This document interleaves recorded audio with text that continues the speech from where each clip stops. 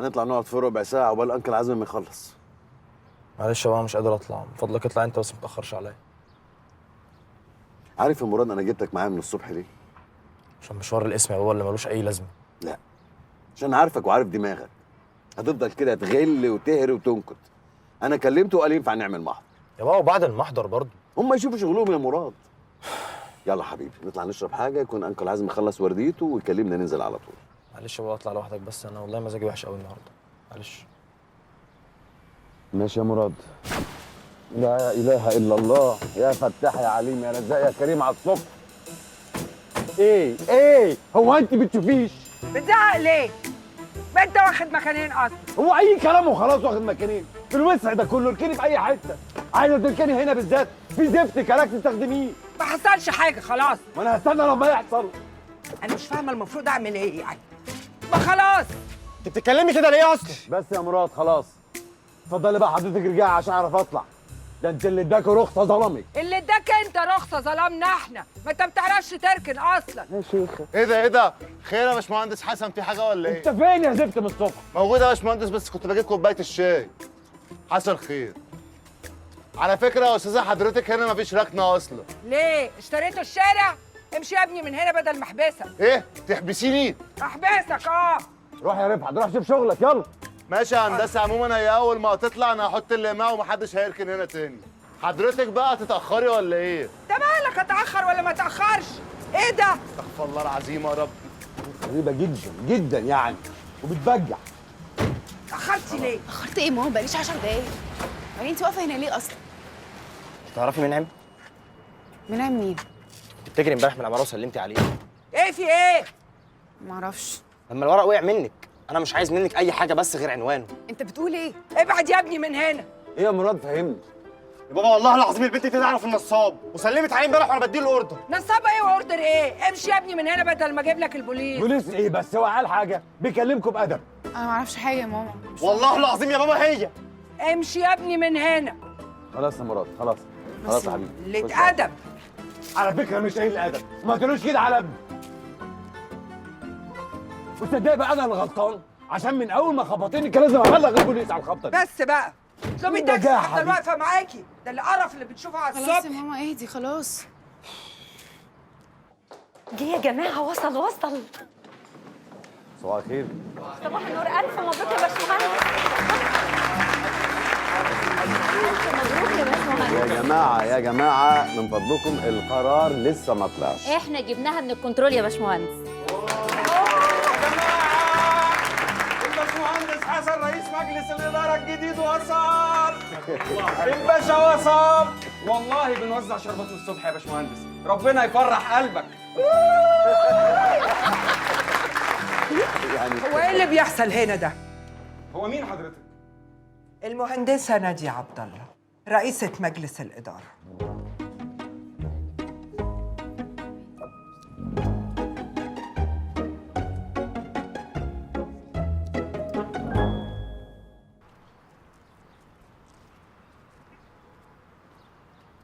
ايه يا مراد؟ نازل لك يا حبيبي. ما انا قلت لك اطلع معايا. لا لسه ما اتصلش. خلاص بقى يا مراد ما تعصبنيش على الصبح. يلا نازل لك. مش كنت انت اولى يا باشمهندس؟ يا شيخه بلا هم كده احسن. يا هدير، لقيت لها اكونت على الفيسبوك ولا عملتي ايه؟ ما تصربعنيش، عماله ادور على الاكونت بس مش لاقياه. انتوا شغالين نفسكم بايه؟ ازاي يا باشمهندس؟ مش نعرف هي مين؟ وانت يعني كده هتعرف؟ هنعرف. بص بقى يا باشمهندس، الست مننا تتعرف من الاكونت بتاعها. يعني انا مثلا ممكن اقول لك كل اتجاهاتها لو شفت الاكونت. متطلقه، متجوزه، فرفوشه ولذيذه كده شبهنا، ولا بومه ونكديه. طب اقول لك على حاجه، انا لو شفت الاكونت ممكن اعرف لك هي عندها اولاد ولا لا. عندها بنت. وساكت؟ عرفت ازاي؟ ما هي خبطت لي عربيتي تحت وانا جاي. انت بتكتب ايه؟ بجمع معلومات وهحللها، سيبني بقى تكتك. طب ثواني بس، ممكن حضرتك تقول لي البنت دي كبيره ولا صغيره؟ يعني قد مراد ابني كده. قد مراد ابنه. مراد ابنه. يا حبايبي يا حبايبي سيبكم الكلام ده كله. بص يا حبيبي، اللي يهمنا هي مين وكانت شغاله فين قبل ما تجيلنا. قد مراد ابنه.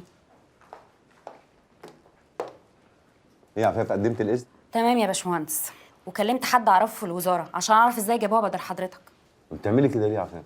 ما انا لازم افهم يا باشمهندس. وفهمت حاجه يا عفاف؟ عرفت انها اشتغلت في الشركه اول ما اتخرجت 5 سنين. هنا؟ لا لا لا لا، في فرع من فروع الشركه، بس ما سالتش. وبعد كده اشتغلت ومسكت كذا شركه ناجحه بس قطاع خاص، ولما طلبوا منها انها ترجع الشركه عشان تمسك البوزيشن ده وافقت على طول. ده معناه انها ست ناجحه وده اللي يهمنا. انا مش شايفه كده خالص على فكره. وانت لحقتي تشوفي ايه عشان تحكمي؟ شفت ايه؟ شفت تكشيره اعوذ بالله، دي حايزه بونه، دي وشها يقطع الخميره من البيت. عارف هي لو شاطره ما كانتش دخلت الدخله دي، لانها كانت هتبقى واثقه في بص نفسها. بص بص يا عفاف، انت تشيل البنت الكشره دي من جنب بنتك وما يقعدوش جنب بعض في الكلاس خالص، ويا دار ما دخلت بالظبط بالظبط.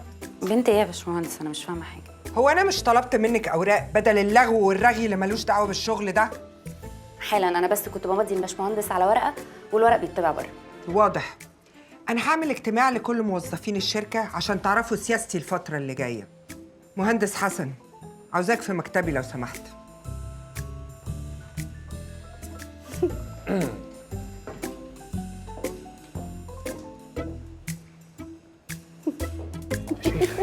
واللي حصل تحت ده مجرد سوء تفاهم عادي، واكيد مراد ابني ما كانش يقصد. بما انك مسؤول عن اهم اداره في الشركه دي، فانا عاوزه تقرير مفصل عن المشروعات اللي الشركه بتنفذها دلوقتي بجداول تسليمها. ده مبدئيا. اوكي، هيكون عند حضرتك بكره. ليه بكره؟ انا عاوزاه حالا. ما ينفعش النهارده. ليه؟ عشان مستأذن ونازل. استأذن من مين؟ من نفسي. افندم؟ دي سياسه الشركه، كل مديري الادارات يا دوب بيختاروا شؤون العاملين، شايفين انهم ما ينفعش يشغلوا السيد رئيس مجلس الاداره بحاجات صغيره كده. الحاجات الصغيرة والبسيطة دي لما بتكون سايبة بتوقع الأمور الكبيرة يا باشمهندس. في سيستم وأنا حضرتك تقدري بكره تقولي كل ده في الاجتماع. عن اذنك. يا ريت من بكرة ما تركنش قدام الشركة وتبلغ السايس إن المكان ده يخصني أنا. تقدري حضرتك تبلغي السايس باللي انت عايزاه كله، وانا عن نفسي ما عنديش مانع تاخدي مكاني قدام الشركه او جوه الشركه. أنا فاهمة كلامك كويس قوي يا باشمهندس. دي حاجه كويسه جدا.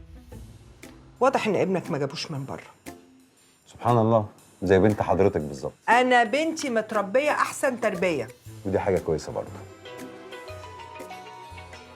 عن اذنك.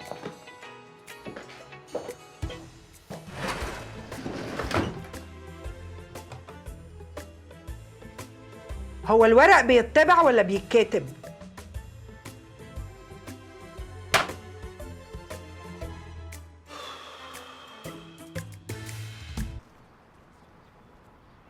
انت فين؟ انا لسه داخله السنتر اهو. وهتخلصي امتى؟ ما انا قلت لك لما اعرف هقول لك يا ماما. بتردي كده ليه؟ انا مش قلت لك ما بحبش الطريقه دي؟ انا اسفه يا ماما، اول لما اعرف اخلص امتى هبعت لك على طول. في خلال نص ساعه اكون عارفه. احب ارتب يومي. ماشي؟ سلام. تأمري بأي حاجة تانية يا فندم؟ شكرا.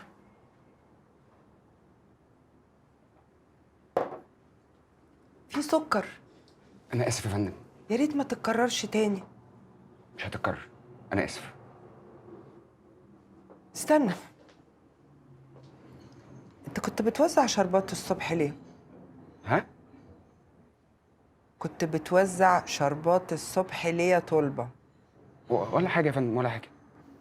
انت انبسطت ان المهندس عبد التواب مشي؟ الصراحة لا يا فندم، هو كان راجل طيب. طب امال ليه بتوزع شربات؟ قول عادي. كنت فاكر إن المهندس حسن هو اللي... مهندس حسن؟ مدير إدارة المشروعات؟ الشركة كلها كانت فاكرة كده يا فندم، هو راجل كويس وما يتخيرش عن حضرتك طبعا. كنتوا فاكرين انه هيجي مكاني؟ حضرتك اتضايقتي؟ لا ما اتضايقتش خالص. فعلا حضرتك مش زعلان؟ لا مش زعلانة، اتفضل. بعد إذنك يا فندم. دي كل المشاريع اللي حضرتك طلبتيها يا فندم. اتفضلي. شكرا يا باشمهندس، اتفضل اقعد. شكرا انك نفذت كل اللي طلبته بسرعة. ده في حد ذاته بيفرق معايا جدا. لا شكرا عليا يا فندم، تحت امر حضرتك. تمام. بالنسبة لوضع كل مشروع احنا واصلين لفين؟ ده مع الباشمهندس حسن. ماشي. طب وبالنسبة للمقاولين أنا عارفة إن في مشاكل معاهم. معاك حصر؟ ده برضه مع الباشمهندس حسن. هو في إيه؟ أمال أنت بتعمل إيه؟ انا بتابع كل المشاريع يا فندم. تابعها مع مين؟ مع الباشمهندس حسن. فعلا. هتتاخر؟ لا خالص، انا هغير هدومي واجيب العربيه واعدي عليك على طول. ماشي. ماشي.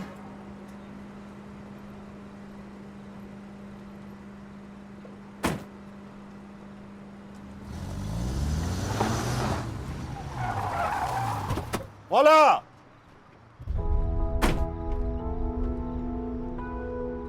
على فكره انا كنت ممكن اعلم عليك قدامها بس ما رضيتش. تعلم على مين يا نجم؟ انا لسه ما خلصتش كلامي. انا بس جاي اقول لك لما تحب تعمل دكر وتيجي تعمل نمره ما تجيش تعملها عليا انا. وزي ما اتكترت عليا انت واصحابك في الكافيه الصبح هردها لك، بس انا بقى هعلم عليك. كتروا عليا يا ولاد، ده بدايتي.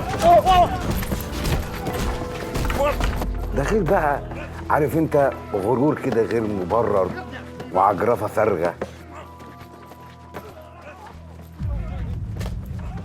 ده طاهر. طاهر يا ولادي، انا هوريكم. صعبان. يلا يا ولاد الكلب، يلا يا ولاد الكلب. ارجع سيبك. تصدقي انت ما عندكيش دم؟ امك اتصلت اكتر من 3 مرات. انا اسفه بس ربنا يخليكي ليا والله، كنت احسن واحده في البروفا النهارده. طب يلا هطلب الشيك ونمشي. يلا بينا. يا بتتكلم. ايوه مام. هو انتوا ما بتردوش ليه؟ الموبايل بس كان مع راجل بيركب سكرين بروتكتور. لا احنا خلاص جايين في السكه اهو. خلاص يا ماما 10 دقايق هروح التويليت. ها طب يلا ما تتاخروش، جايبه لكم حاجه حلوه. ايوه بقى، جايبه لنا ايه؟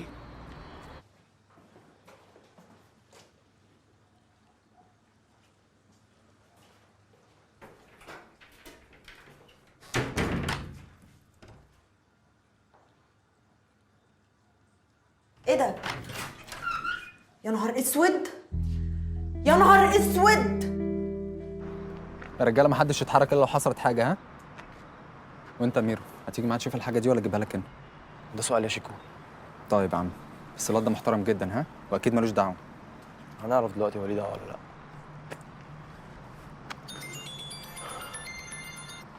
قلب اخوك. اه يا حبيبي، في نفس المكان. اه هتلاقيني جنب العربيه على طول.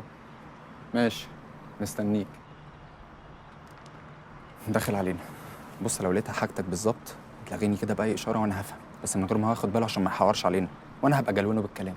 وانا تلميذ ولا ايه يا عم شيكو؟ انا لو طلعت حاجتي هعرف اجيبه في الكلام كويس. ماشي يا عم، واهدى ها. اهو جه اهو، يلا بينا. انا ورايا. حبي، قلب اخوك بيبي. عامل ايه؟ وراك ايه؟ تعبتك معايا يا عم تعبك راحه، بقول لك كده انت لقطتهم والله. ده انا عايز اقول لك بعد ما بعت لي عملت الاوردر جالي طلب عليهم تاني. هم دول بقى؟ هو الاوردر لمين؟ لمراد صاحبي.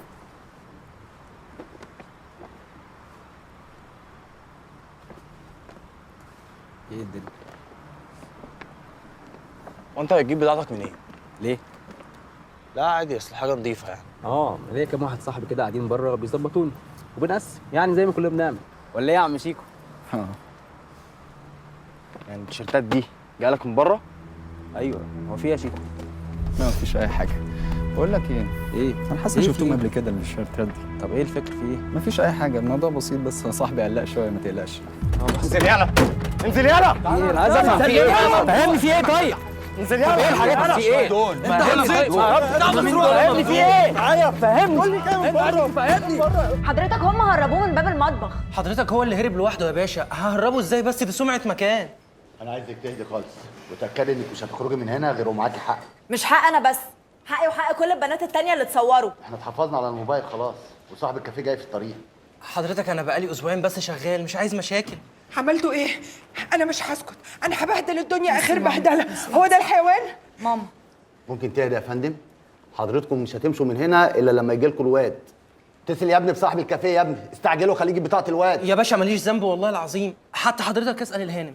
مش حضرتك قعدت ساعتين او اكتر في الكافيه؟ حد قرب لحضرتك او ضايقك؟ يا نهار اسود، انا عاوزه اعرف مين صاحب التليفون وفينه. هنجيبه زي ما قلت لحضرتك، حقكم هيجي لكم. طب انا عاوزه اعمل محضر لو سمحت. اسمه تهريج والله، ده اسمه تهريج. مش عايز صوت بقول لك، انا عايز عزمي بيه. اقف هنا ما تتكلمش. عاوز عزم بيه دلوقتي. اقف هنا ما تتكلمش. في ايه؟ كنا في دوريه يا فندم في شارع 13. لقينا الاستاذ ده ماسك العصايه الخشب وبيضرب واحد فيهم، ولما سالناه قال انا بدافع عن ابني. يا حضرة الضابط، ناس جايه تضرب ابني قدام بيتنا، لازم ادافع عنه، وطول الطريق عمال اقول لحضراتهم كده، ما حدش عايز يسمعني. ممكن توطي صوتك؟ انا عاوز عزم بيه دلوقتي. عزم بيه ماشي. هو حضرتك بتهددني؟ يا عم سيبني. اوعى ايدك. يا فندم اللي هو بيقول هو اللي حصل. العيال دي جت اتهجمت عليا قدام البيت. هو في ايه النهارده؟ خير يا امجد بيه؟ العيال دي كانت تعمل مشكله في الشارع، بيقولوا ان في حد نصب على التاني، قلت اجيبهم ونشوف حكايتهم ايه. عرفت اجيبه. انتوا بتعملوا ايه هنا يا بابا؟ بابا انت مخلف بلطجيه؟ لا ما بابا البنت دي هي ضعف الحظ.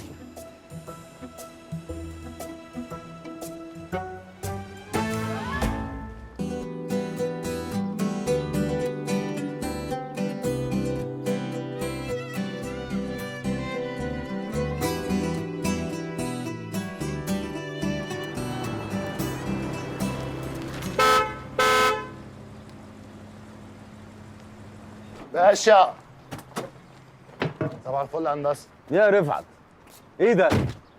والله العظيم قلت لها انت كده واخده مكان ركنتين، بصيت لي وسكتت وما ردتش عليا. هيزبونها في نفسها والست دي. طيب يبقى اركنها طلع لي المفتاح في اي وقت. طمني يا هندسه.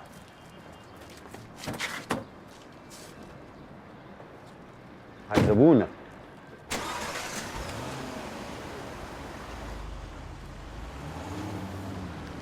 هو انا مش صحيتك قبل ما انزل؟ قلت لي هلبس وانزل على طول.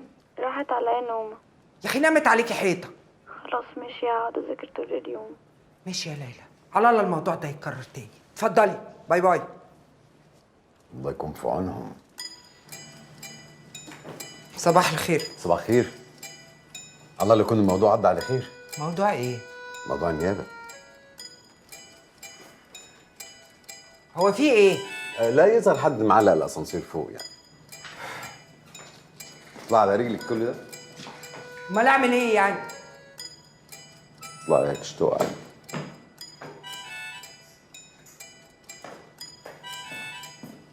هو بيحصل كتير؟ رفعت خير يا باشمهندس حسن؟ والله في حد معلق الاسانسير فوق، اطلع هاته لو سمحت. عيني يا باشا، بس المشكله ان عربيتك راكنه بره صف تاني. اما تنزل يبقى اركنها يا رفعت. يا باشا عنا الاثنين، انت تأمرني عشان خاطر ذوقك ولسانك الحلو ده. شكرا يا رفعت. تأمرني يا باشا، وربنا لو عطلان في ال 12 لا اطلع. خلاص يا رفعت. عيني يا ريس.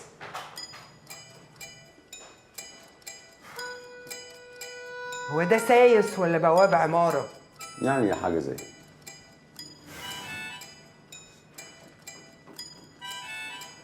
الورق اللي انا طلبته منك امبارح من فضلك يكون على مكتبي. رفعت ايه ده؟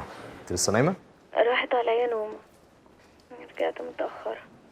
طيب لما تيجي نبقى نتكلم بقى. سلام. ايه يا عبقري؟ صباح الفل يا دكتور. صباح الخير. معلش انا اسف على التاخير. تأخير ايه دي؟ ربع ساعة؟ قلبك ابيض يا عم، ده في ناس هنا بتتأخر ساعتين بس برقيهم.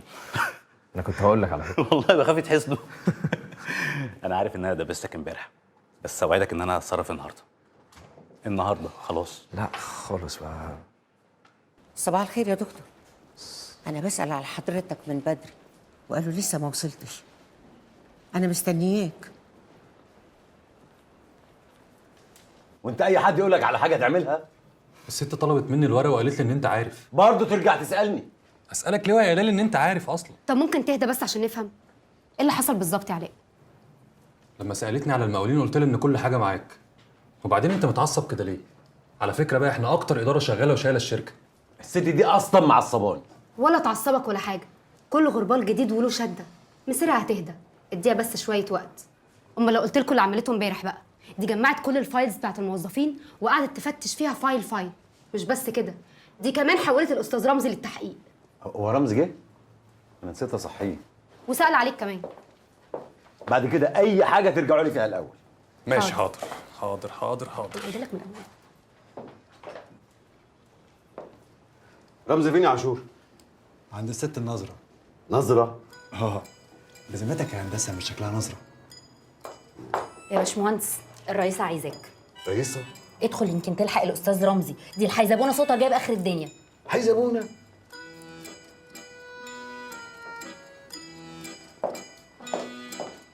دي آخر مرة اتكلم فيها في الموضوع ده، وتأخر تاني يبقى اشوف انا هعمل ايه، ولو عاوز تتحول للتحقيق كل يوم براحتك، انا هفضل وراك لحد ما تقدم استقالتك. ايه ده ايه ده ايه ده ايه ده؟ في ايه؟ في ايه؟ ازاي تتكلمي بالطريقة دي اصلا؟ احنا مش شغالين عندك على فكرة. انا ما وجهتش لحضرتك اي كلام. وانا هستنى لما توجهي لي كلام؟ ايه يا رمزي؟ ساكت ليه ما ترد عليها؟ ايه؟ المهندسة نادية أختي. ايه؟ أختي. يا راجل. اه والله.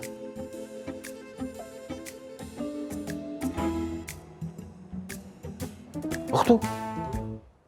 تقدر تروح على مكتبك يا استاذ رمزي، انا عاوزه المهندس حسن. حاضر. وتجيب لي التقرير اللي طلبته قبل ما اليوم يخلص. حاضر. مستنيك في مكتبي. تقول حاجه؟ لا ما بقولش.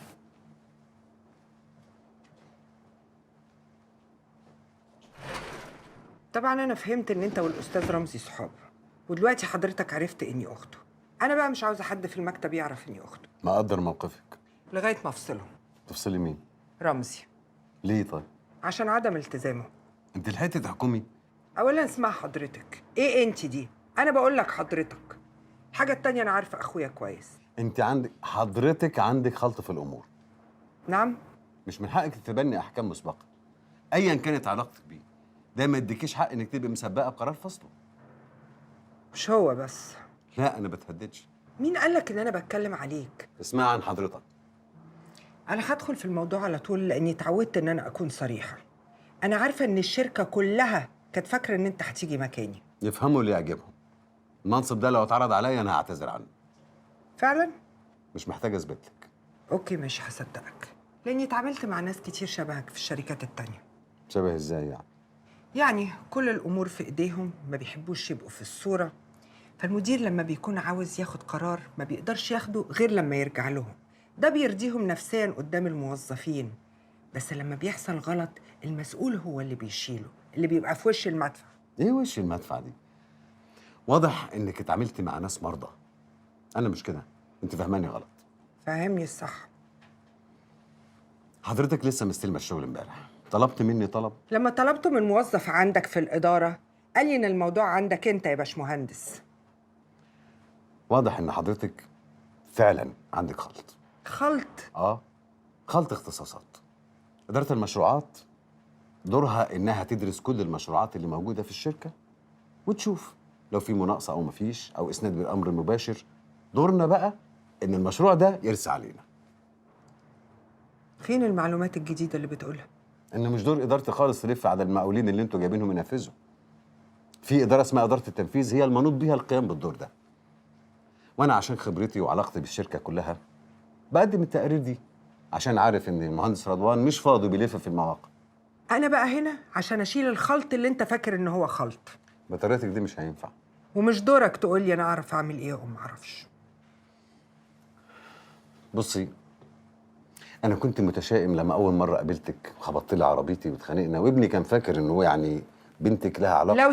لو سمحت انت سيبيني اكمل. وتاني مره اتقابلنا في القسم وانا بالبيجامه. طبعا كل ده كلام غريب بالنسبه لي، بس لما عرفت انك اخت رمزي بقى لك مكانه خاصه جدا عندي، عشان رمزي مكانته كبيره قوي وغالي عليا. وانا هساعدك تعرفي كل كبيره وصغيره في الشركه. شكرا على كلامك اللي ما فهمتوش، بس اقدر ارد على اللي فهمته. انا مش محتاجه مساعده من حد. شكرا. هو انا ممكن اقول لك حاجه شخصيه قبل ما تقوم؟ اتفضلي. سيب مامة الولاد هي اللي تكون متداخله معاهم. سبحان الله، كنت هطلب منك نفس الطلب بالظبط. مساء الخير. ألف ألف مبروك علينا وجودك يا باشمهندسة. الشركة نورت. شكرا. رضوان الجمل يا فندم، مدير إدارة التنفيذ. أنا آسف ما لحقتش أجي امبارح، أنا كنت في بورسعيد وطلعت على أبو قير بتابع الشغل يا فندم. ازيك يا باشمهندس حسن؟ ازيك؟ هو بس السؤال المهم، هما ازاي يعملوا فينا كده؟ شفت؟ ازاي يجيبوا لنا قمر تكون رئيسة مجلس الإدارة؟ ايه الكلام ده يا باشمهندس؟ كداب قوي. بتقول حاجة؟ لا بقول عن اذنكم. حلو قوي بنفسجك. معقولة النسب دي؟ ما هو ده اللي جه لحضرتك. ممكن تسيبينا لوحدنا يا عفاف لو سمحتي؟ اتفضل يا عفاف. من اذنك.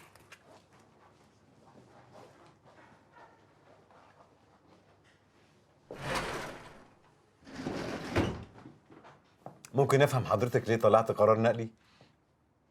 رؤيتي. رؤيتك على عيني وراسي. انقليني اداره التعاقدات، اداره التصميم، خليني زي ما انا، اي حاجه بس اداره التنفيذ لا. أنا ما أعتقدش إن من صلاحياتك تقولي أنقلك فين يا باشمهندس.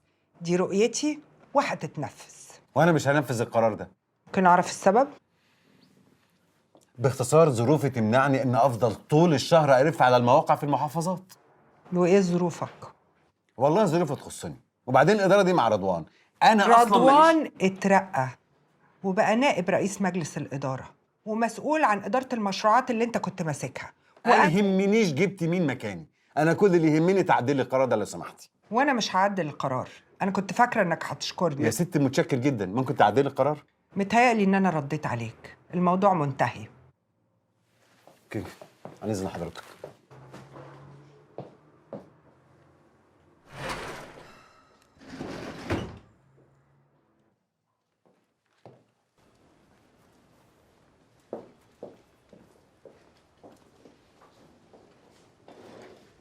هو حقيقي اللي حصل ده يا باشمهندس؟ رضوان مين ده اللي نشتغل معاه؟ ده بني ادم ما بيفهمش حاجه. لا وكمان مخليها النائب بتاعها. طب على فكره بقى هي كمان ما بتفهمش حاجه. اذا كان في اول يومين ليها وعملت العك ده كله، ممكن لو سمحتوا تهدوا؟ اهدوا واعملوا شغلكم. ازاي يعني يا باشمهندس بس؟ هو انت يفرق معاكم ايه مين مسك مين مشي؟ انتوا تعملوا اللي عليكم بس.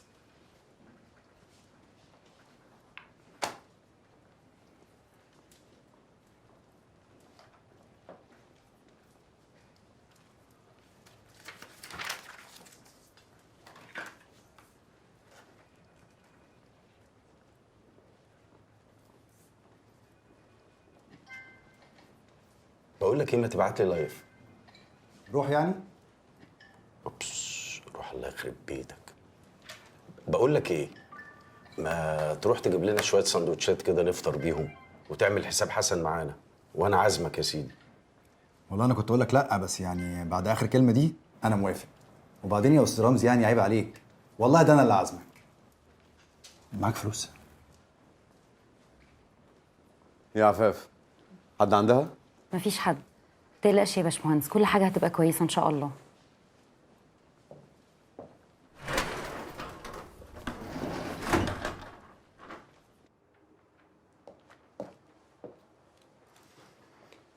غيرت رأيك؟ اكيد. لازم تثق فيا يا باشمهندس وتعرف ان انا ليا رؤية. اهم حاجة بالنسبة لي مصلحة الشركة. وده خلاني اعمل حاجه ما جاش في بالي ابدا ان هيجي يوم اعملها. حاجة ايه؟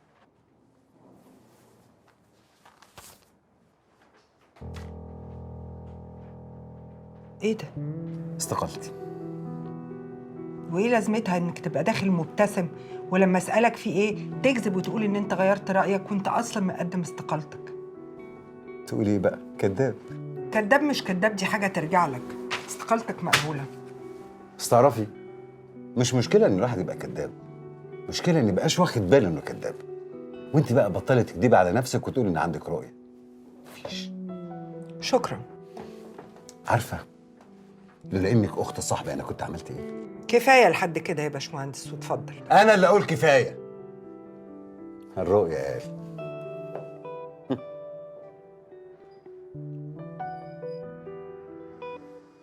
قلة أدب. يا عفاف مبروك، الباشمهندسة عندها رؤية.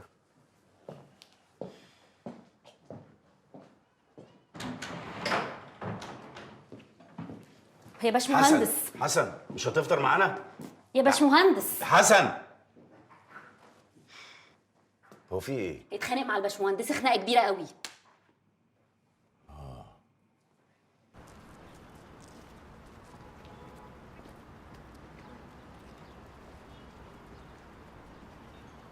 باشا مهندس حسن رجع تاني يا باشمهندس.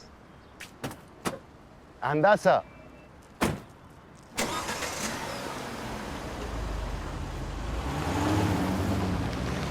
شكل الحيزبونه عتمت عليه فوق.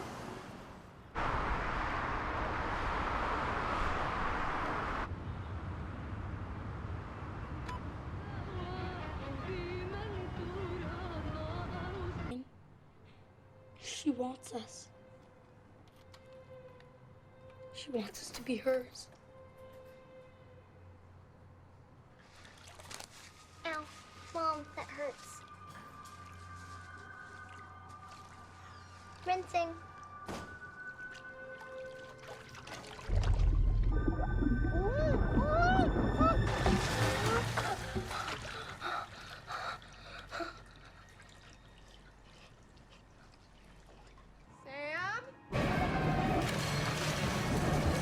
سايبين كل الانوار مفتوحه يا ماما خضتينا.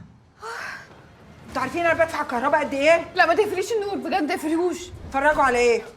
فيلم رعب. وايه ده؟ جبنا كريب حلو قوي وما عملناش اكل النهارده. وعملنا حسابك انتي ونيلي، والنبي بلاش نكد. لا دش الاول وبعدين تاكلي. طب ما اكل الاول بعدها دش. ادخلي يا تفصل. حاضر. مش مصدقاها. ولما انتوا بتخافوا قوي كده اتفرجوا ليه؟ ماما ممكن والنبي ننام جنبك النهارده؟ عشان خاطرنا والنبي، عشان خاطرنا. لا طبعا. اتفضلوا اصلا ادخلوا اوضتكم. انتوا شايفين الساعه كام؟ بلاش افلام رعب قبل النوم، هيجيلكوا احلام وحشه. افلام رعب. اطفوا التلفزيون هيجننكوا. تصبحي على خير. تصبحوا على خير.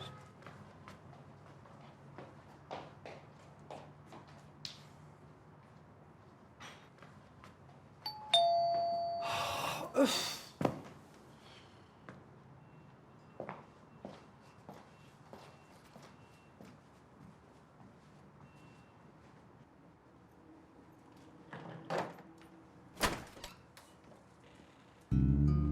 ازيك يا نادية؟ أنا عايزك دلوقتي تركني كل اللي بينا على جنب. ومتهيألي أنا احترمت رغبتك بعد آخر مشكلة وبعدت. النبي يا رمزي كفايه مقدمات. والله ما مقدمات ولا حاجة. عارف لما جبتك النهارده في المكتب اتكلمت معاك كنت مراهنه نفسي ان انت هتفضل تجادلني، بس لقيتك ما عملتش كده. سكت وسمعت ومشيت. قلت لو اليوم عدى من غير ما يجيلي او يكلمني هيبقى كبر وعقل شويه، بس للاسف انت ما قدرتش تعدي اليوم، ما قدرتش تخليني افتكر ان انت اصلا اتغيرت. يا ستي سيبك مني أنا اتغيرت ولا لأ، ما تخليش عندك يسوقك. يا رمزي انا ما صدقت ان اليوم الزفت ده خلص بكل قرفه، بس انت جاي عشان تقول كلمتين فلازم تقولهم، فاتفضل قولهم. بس قبل ما تقولهم احب اقولك ان الموضوع منتهي. صاحبك قدم استقالته وانا قبلتها، وكويس قوي ان انا سكت على قله ادبه وما طردتوش من المكتب. الموضوع منتهي، انت عارفني. لا أنا مش عارفك. تخيلي. ودي دخله جديده؟ ولا داخله ولا خارجه، دي الحقيقه. بجد ما بقتش عارفك. في حاجات ما بينا ممكن تتقبل، يعني مثلا انت شايفاني وحش وانا شايفني كويس، ده عادي. بس لما اشوف اختي عديمه النظر لازم افوقها. اتكلم من غير غلط. والله ما بغلط يا ناديه، انا بحكي اللي انا شايفه. انت مش شايف حاجه. انا عمري ما جيت لك وعاندتك في رايك في حد. من ساعه ما قلت لامي الله يرحمها ما تخليهوش يدخل وائل صاحبه البيت، ده صايع. من ساعتها بقت حياتي كلها في الشارع، لحد ما جيتي قلتيلي انت كل دوايرك شبهك، كلكوا صيع، ابعد عني. عارفه كل اللي حصل لي في حياتي من وانا صغير لحد دلوقتي بسببك انت يا نادي. وجاي النهارده تعلق شماعه فشلك عليا انا. حتى تجريحك ليا طول الوقت عمري ما شفته على انه غلط فيا، ولا عمري فكرت اردهولك. عارفه ليه؟ علشان طول عمري شايفك اختي الطيبه اللي الدنيا جت عليها، بس هي شاطره وجدعه وقلبها حلو. قلبها حلو ايه بقى بعد كل اللي قلته ده؟ رضوان اللي انت اخترتيه يكون النائب بتاعك ده حرامي، ومدورها مع كل المقاولين اللي بيشتغل معاهم وحلنجي، ودخل عليكي بالنمرتين بتوعه وانت صدقتيه. تحب اقول لك رضوان بياخد كام على كل مستخلص من كل مقاول؟ ولا اخر مشروع بتاع الشركه لما اكل سنتي من الطريق، عارف السنتي ده طلع له كام؟ ولا اقول لك على اسامي المهندسين اللي بيشتغلوا مكانه في الشركه وهو قاعد 3/4 الشهر في البيت؟ للاسف كل ورقه سليم. الله، لما انت عارفه كل المعلومات اللي احنا نعرفها دي تعملي في حسن كده؟ كنت فاكراه ذكي وبيفهم، طلع غبي وقليل الادب.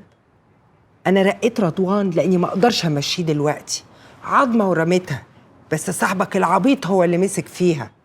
عارف ليه؟ عشان حاقد، كان نفسه يكون مكاني. حاقد؟ حسن مش كده خالص. انا نقلته عشان ينظف مكان رضوان، بس الموضوع انتهى خلاص. لا ما انتهاش. انت مش فاهم حاجه. كلميني كويس واحترميني زي ما بحترمك. اولا حسن ما ينفعش يمسك الاداره دي وينظمها كويس، لانه ما يقدرش ولا ينفع يبعد عن بيته وولاده. ما يغور ولا يبعد، ما هو في الاخر هياخد بدلات ومرتبه هيزيد.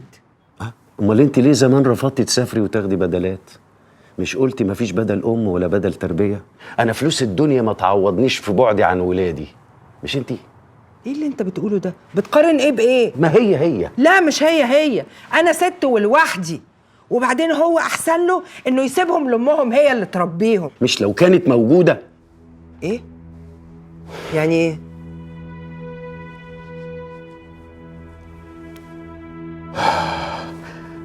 حسن عنده 4 ولاد بيربيهم بقاله 10 سنين لوحده بعد ما امه ماتت، فانا حياته كلها علشانهم، يعني ظروفه زيك بالظبط. انت عارفه الحاجه الوحيده اللي مخلياني ما اقاطعكيش غير البنات؟ قلبك الطيب اللي انا دايما بشوفه مليان رحمه. مش لازم نجاحك يكون سبب في خراب بيت الراجل ده وولاده ال4. انا كنت اتمنى ان رحمتك تغلب نجاحك، ده لو كانت لسه موجوده.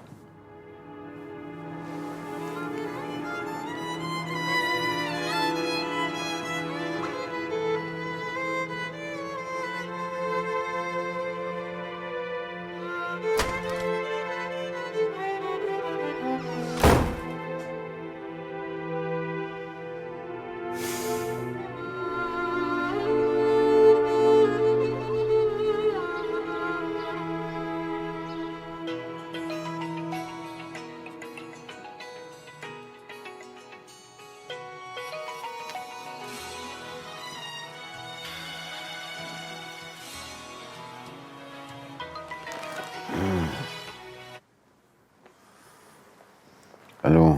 أنا صحتك يا باشمهندس، أنا آسفة، كنت فاكرة حضرتك في الشغل. خير يا ام مازن. معلش، البت بنتي صحيت سخنة وخايفة لا تكون كورونا. ألف سلامة عليها.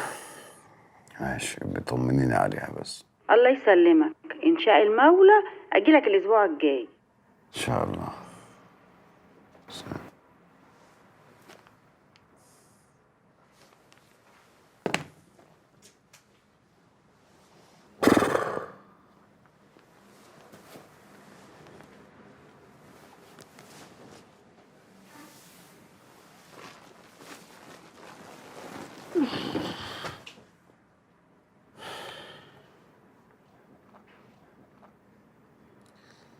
ايه الغلب ده بس يا رب.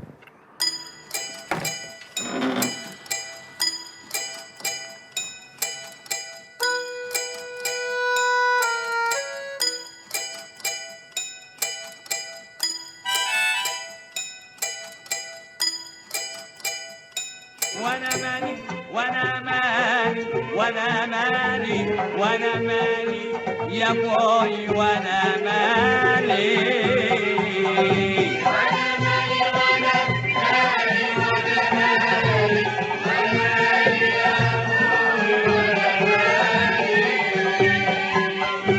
لا انا قادر على بعدا عني وانا بسمع كلمة تطمني وانا طايق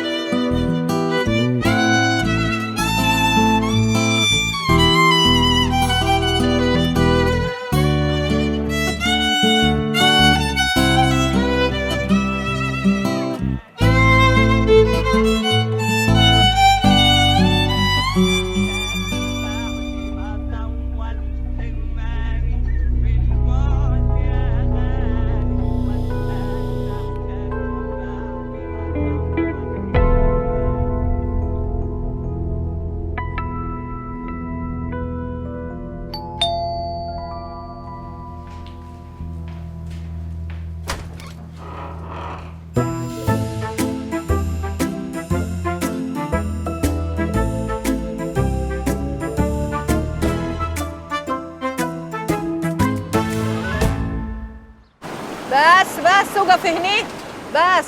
حاضر يا معالي العمده. اسمع، هتخلص كل المشاوير اللي انا جايه لك عليها وتيجي تقف لي هنا ترن عليا رنه واحده على التليفون. اكتر من رنه قسما بالله لا افتح عليك. حاضر، انا هنزل اساعدك. تساعد مين؟ تساعد مين يا ابني؟ ده انا اساعد بلدك كلها. انت فاكرني كتعه ولا ايه بقى؟ هنقف نقضي اليوم في الهري والعجن؟ يلا شوف مصلحتك، اتكل على الله، ربنا يستر طريقك. جو اول لما توصل لمصر تقومي قلبه في ثانيه وتتكلمي زيهم. وانت ما تعرفش ان انا قضيت نص عمري في مصر ولا ايه؟ ها؟ بعدين عايزني ادخل جوه عيال اخويا يتريقوا عليا؟ يلا اتكل على الله. غور جبري لم العفش، هي رنه واحده. ها؟ حاضر.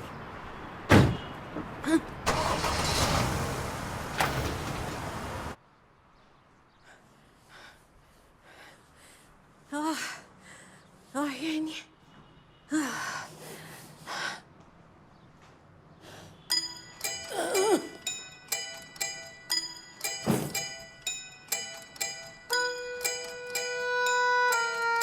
انت مين بقى يا حلوه يا اموره؟ انت مين؟ افندم.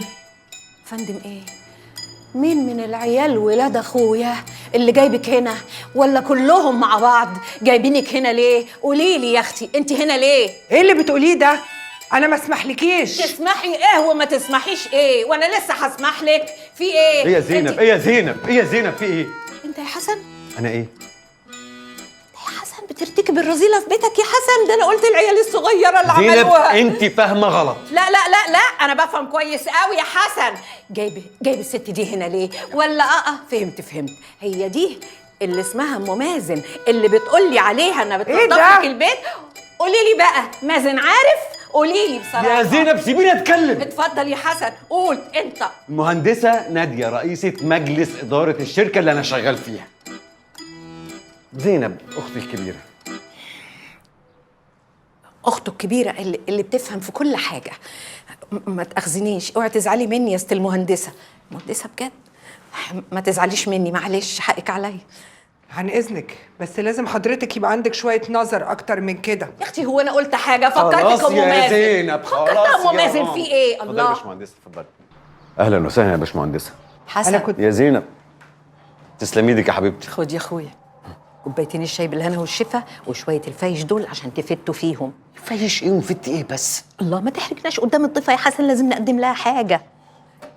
بقول لك يا اخويا، اوعى يا حسن تكون ماشي مع الوليه دي وبتضحك على اختك. وطي صوتك، بقول لك رئيس مجلس الاداره. حسن، هو في برضه رئيس مجلس اداره بقصه وحلو كده؟ يلا زينب، يلا يا زينب. منوره يا باشمهندسه، منوره. اتفضلي يا باشمهندس.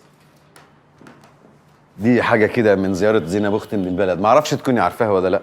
طبعا عارفاها. فايش. هو انتوا منين من الصعيد؟ من اسيوط. انا امي من سوهاج. صحيح، رمزي قال لي انه من سوهاج. تتكلم انت ولا اتكلم انا؟ هو الحقيقه جيتك على راسي من فوق، بس فكره انك تعرفي ظروفي من رمزي تيجي عشان تتعاطفي معايا، انا ممكن استوعبها من منطقه ان انت اخت صاحبي، لكن على مستوى الشغل انا ما بحبش كده خالص. حضرتك فاهم غلط خالص. انا مش متعاطفه معاك نهائي يا باشمهندس. حتى لو كنت جاي تعتذري. اعتذر؟ حضرتك اللي المفروض تعتذر على اسلوبك وطريقتك وتجريحك ليا في المكتب. الصراحه انا ما كنتش مصدقه خالص. طيب انا بقى بعيد عن الاعتذار والتعاطف، انا احب احط نفسي مكان الشخص اللي انا باخد له قرار، ولما عملت كده اكتشفت ان انت صح يا باشمهندس. ما ينفعش تكسب شغلك على حساب ولادك. انا مقدره ظروفك، انت اب ل4 ولاد، وصدقني ده مش تعاطف خالص، ده احترام. بس برضه انا ما جيتش عشان اقول الكلمتين دول. امال حضرتك جايه ليه؟ عشان اتاكد بنفسي، لان رمزي مش دايما بيقول الحقيقه.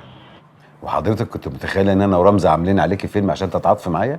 مش حضرتك اللي مقصود خالص يا باشمهندس، بس كان لازم تبقى دايركت معايا وتشرح لي. انا مش مطالب اشرح ظروفي لحد. لازم تبقى واضح يا باشمهندس. وحضرتك اديتيني فرصه اتكلم اصلا. حضرتك بتعلي صوتك عليا في بيتك، بجد طريقتك فجه. وطريقتك انت ايه؟ انا؟ امال انا؟ انت. انا مش فاهمه انت صعيدي من اي اتجاه. لا من فضل حضرتك. انا غلطانه ان انا جيت. افضل بقى فت في الفايش ده انت وام مازن. من فضلك يا باشمهندسه اتفضلي ارتاحي، من فضلك خلينا نكمل كلامنا.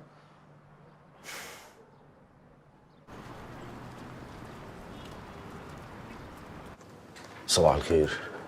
صباح النور. الباشمهندسه لسه ما وصلتش؟ لسه. طب ما فيش اي جديد عن حسن؟ لا، بس هي بعتت لي رساله الصبح وقالت لي ما تبلغيش حد بالقرارات، ولا حتى الباشمهندس رضوان. ليه؟ هو الباشمهندس رضوان ما كانش يعرف؟ حاولنا نوصل له امبارح طول اليوم، موبايله كان مقفول، بس الحمد لله يمكن تكون الحيزبونه دي راجعت نفسها في العك اللي هي عايزه تعكه. ما نتكلم كويس عن الناس. لا اله الا الله، ربنا يجيب العواقب سليمه. تفتكر ممكن تراجع نفسها في القرارات دي؟ صباح الخير. الرئيسه جوه؟ ازيك؟ اهلا. لا يا باشمهندس، لسه ما جاتش. بقول لك ايه يا عفاف، هو في اي اخبار جديده؟ بخصوص ايه؟ يعني ترقيات، تنقلات. ده اللي فكرت فيه. مهندس شاطر يدخل ينظف اداره مليانه تجاوزات. انا لو مكانك كنت اسيبه زي ما هو كده واحط عيني عليه وارصد تجاوزاته لحد ما اقدم ملف للرقابه الاداريه. وده اللي انا كنت هعمله عن طريقك انت. لما انت تدخل مكانه كل المهندسين والمقاولين اللي بيشتغلوا معاه كانوا هيحكوا لك ويدوا لك بدل الدليل 10 عشان يكسبوا ولائك، وكنت هقفل اي تجاوز بيحصل في المشاريع اللي شغاله دلوقتي. انت متخيله ان واحد زي رضوان هيسيب دليل وراه؟ هيقول لك اثبتي. عشان كده بقول لك خليه مكانه وخلي عينك عليه. انا قلت الكلام ده للمهندس عبد التواب رئيس مجلس الاداره السابق، بس هو كان كل اللي همه ان المشاريع تخلص وتتسلم في ميعادها وبس. انا عاوزه اطلع بالشركه دي لفوق. عندك استعداد تكون معايا يا باشمهندس بعد ما وضحت لنا الامور اللي كانت غايبه عننا؟ انا ما كانش غايب عني حاجه يا باشمهندس، وحاولت اوصل لك اكتر من مره ان انا في ظهرك وهساعدك. هو حضرتك عاوز ايه يا باشمهندس بعد كل اللي قلته لك؟ انا مش عاوز حاجه. براحتك. انا ما رحتش الشغل وجيت لك، وعندي استعداد ان انا ارجع في قراري ده لاني عرفت ظروفك واحترمتها. كنت اتمنى تحترمي كلامي قبل ما تحترمي ظروفي. تاني معاك لبكره الصبح يا باشمهندس، وهستنى ردك. انا رديت خلاص.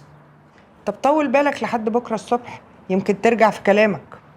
انا عندي كلام يا باشمهندس. لما اتقابلنا كذا مره صدفه انت قلت لي ان ده قدر لطيف يخلي فيه حوار بينا. ودلوقتي مش قادر تحترم القدر اللي خلى رمزي يحكي لي عنك. خيبت ظني فيك يا باشمهندس، عن اذنك. الو، والله من الصبح عاوز اكلمك بس من كتر البلاوي ما عرفتش. انت بتشحت عليا يا رمزي؟ بقول لك على اللي حصل. قال ايه الهانم اختها جايه عشان تتاكد بنفسها ان انا اب ل4 عيال امهم ميته وبجري عليهم، عشان لما تتاكد هصعب عليها فترجعني الشغل. ايه اللي بتقوله ده؟ هو انا اللي بقول، اختك اللي بتقول.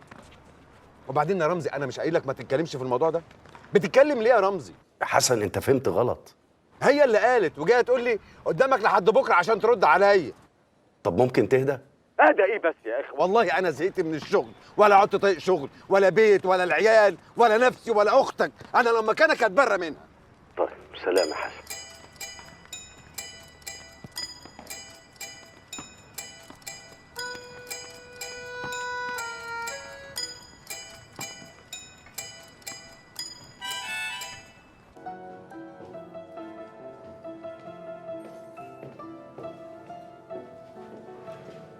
اهلا. اهلا، ازي حضرتك يا انكل؟ ازيك يا حبيبتي؟ عامل ايه؟ ازيك سالي؟ اتفضلي.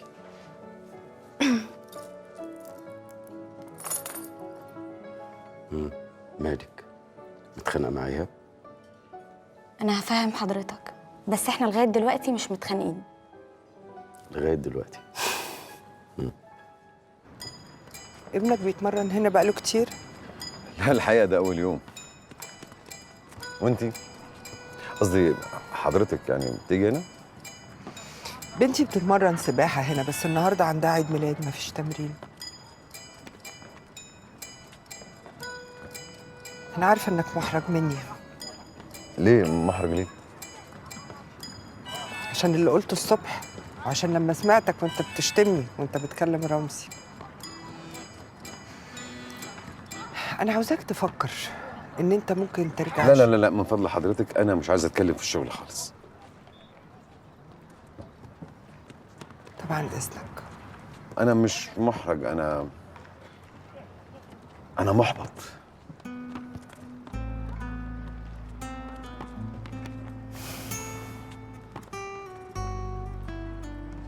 بعد كل اللي قلته لحضرتك ده ينفع يقولي لا انا مش عايزه اسافر؟ انا عارفه ان كل اللي كلمت فيه حضرتك ده ممكن يكون صعب على اي اب، وانك اكيد مش هتكون مع قرار سفر، بس انا واثقه ومتاكده ان اكيد مش هتكون عايز غير مصلحه ايهاب. المهم هو عايز ايه؟ انا بحبه قوي يا انكل، ومش عايزه اسيبه، وفي نفس الوقت حاسه اني عايزه ابقى جنب بابي ومامي. بصراحه يعني شايفه انها فرصه ما تتعوضش. اوكي خلاص انا هتكلم معاه. انكل، هو انا ممكن اسالك على حاجه بس ما تزعلش مني؟ هو انا ليه دايما بحس ان ايهاب بيتجنب انه يتكلم عنك، وانه يعني ما بيجيبش سيرتك كتير؟ انا قلت يمكن عشان معظم تعليمه كان بره، بس انا حاسه ان في حاجه تانية. لا لا لا لا، ولا تانية ولا تالتة. الغريب بقى ان كلامك ده يخليني ابعد واحد ممكن تلجئي له علشان يقنع ايهاب. لا انا مش قصدي والله يا امصاري، بس بص يا سالي، انا وايهاب بنحترم خصوصيه بعض، واحنا قريبين من بعض قوي، وعلاقتنا قويه جدا كمان، وهو ملوش غيري اكيد، وانت لازم تبقي متاكده من الكلام ده. متاكده يا انكل. طيب انا همشي انا دلوقتي بقى. اوصلك؟ لا لا ميرسي، انا معايا العربيه بره. طيب يا حبيبتي، باي باي. باي باي.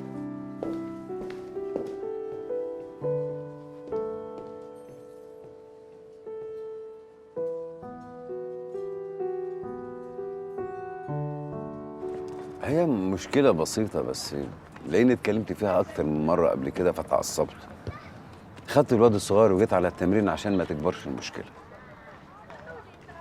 عادي إنك تتخانق مع ولادك. هون على نفسك يا باشمهندس، البيوت مليانة مشاكل. تربية العيال مش سهلة. أنا آسف يعني دوشتك بمشاكلي. لو سيادتك حابة تتحركي. أنا كمان اتخانقت مع بنتي الكبيرة، حرقالي دمي مش طايقاها، لا عارفه اتكلم معاها ولا ارد عليها. مشكله بسيطه برضه وكبرت. انت مش معطلني خالص، مستنيه بنتي الصغيره تخلص العيد ميلاد. عادي انك تتخانقي مع اولادك طالما المشاكل مقدور عليها. هون على نفسك يا باشمهندسه، البيوت كلها مليانه مشاكل. انت بتقول نفس الكلام، ها؟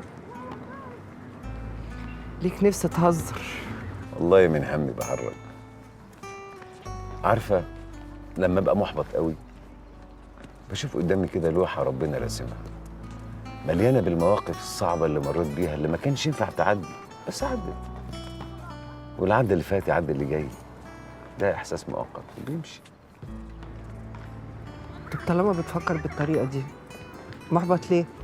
يعني الواحد ساعات بيجد ال4 عيال يهدوا جبل. عارفه وفاهماك.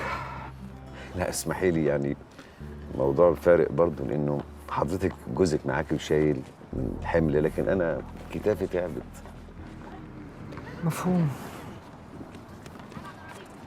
انا لازم امشي، بنتي اكيد خلصت عيد ميلادها. حتى مصطفى كمان قرب يخلص. اشوفك تاني اكيد. ممكن تبقى تعدي عليا في المكتب تشرب قهوه، ده الا لو غيرت رايك. لا احنا اتفقنا مش هنتكلم في الشغل. وانا اتكلمت في الشغل.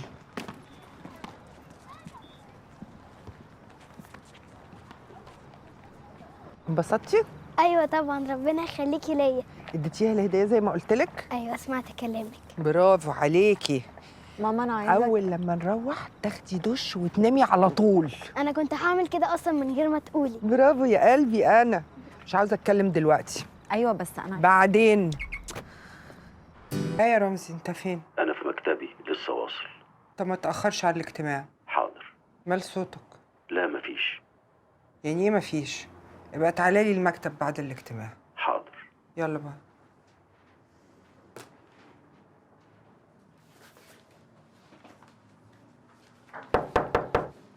ادخلي يا عفاف. بلغتي كل المديرين؟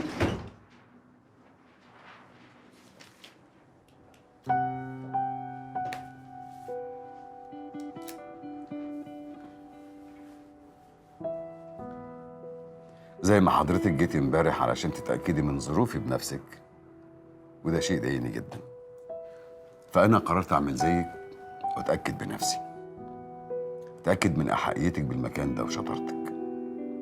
وعشان أعمل كده لازم أسحب استقالتي. أنا مش محتاجة أثبت لك أي حاجة، أنت هتشوف بنفسك يا باشمهندس. يلا بينا على الاجتماع. طبعا كلكم بتسألوا مين الست دي وبتعمل ايه هنا، رغم ان الشركة دي فيها من الكفاءات والخبرات اللي من السهل اختيار واحد منهم لرئاسة مجلس الإدارة. الموضوع ببساطة ان انا عندي خبرة اكبر في إدارة الشركات، ده غير عملي في مجال الهندسة. انا الحمد لله مفيش شركة قطاع خاص كنت مسؤولة عنها إلا لما حققت طفرة عظيمة في الانضباط الإداري والأرباح. ده لأني لا أقبل بالخطأ ولا إهدار الفرص.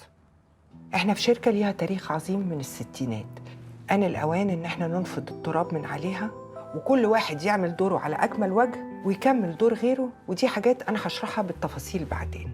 طبعاً الشركة دي بتحقق أرباح سنوية رغم أدائها الضعيف وقلة المشاريع اللي بتنفذها. حد يعرف السبب؟ اتضح إن نسبة الأرباح دي بتيجي من بيع الأراضي في المزادات. ده بدل ما نطور ونستثمر ونجيب شركاء ونحافظ على الأصول بتاعة الشركة بنستسهل ونبيع. ناس كتير مش هيعجبهم كلامي ده لأن البيع أسهل من التطوير، بس الناس دي بتبص تحت رجليها، وأنا بصراحة ما يشرفنيش إن أنا أشتغل معاهم. ومع احترامي كامل للإدارات السابقة اللي أهملت في الاستفادة من الأراضي المميزة دي، أنا مش هقبل إن المهزلة دي تتكرر تاني. فاللي مش شايف نفسه في المنظومة دي ممكن يتفضل ويقدم استقالته، لأني لا هسمي على مهمل ولا فاشل.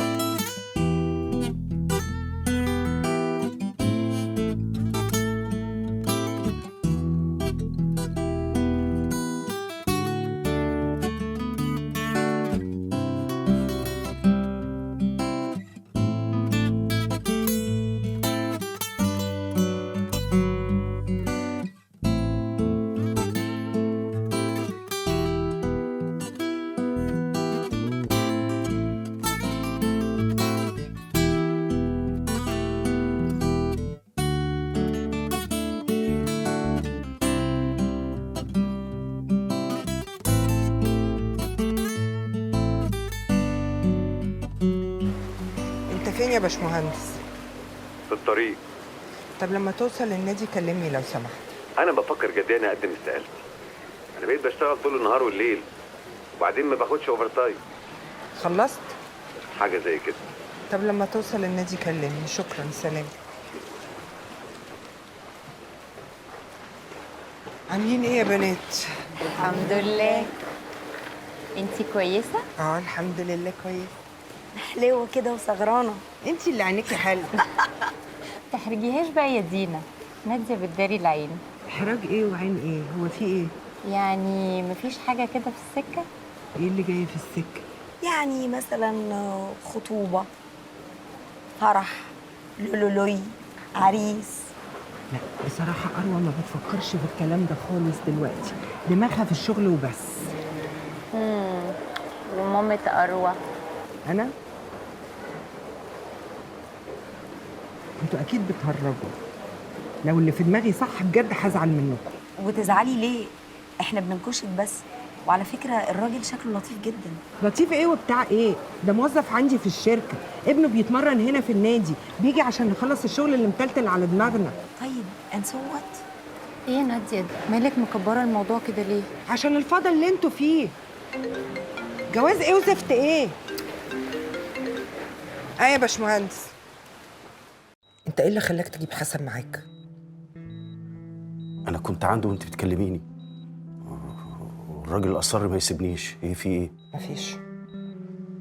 طمني، انا قلت له ان جوزك مسافر وجاي بكره، يعني كل اللي متفق معاكي عليه بعمله. ماشي. نور عيني حبيبي خالي، يعني لازم تتعبي عشان اشوفك. اي اروى، ما هو مش كل 5 دقايق تكلميني. بقولت لك خالك معايا، امسك كلمها. راحه شويه. هي اروى يا حبيبتي.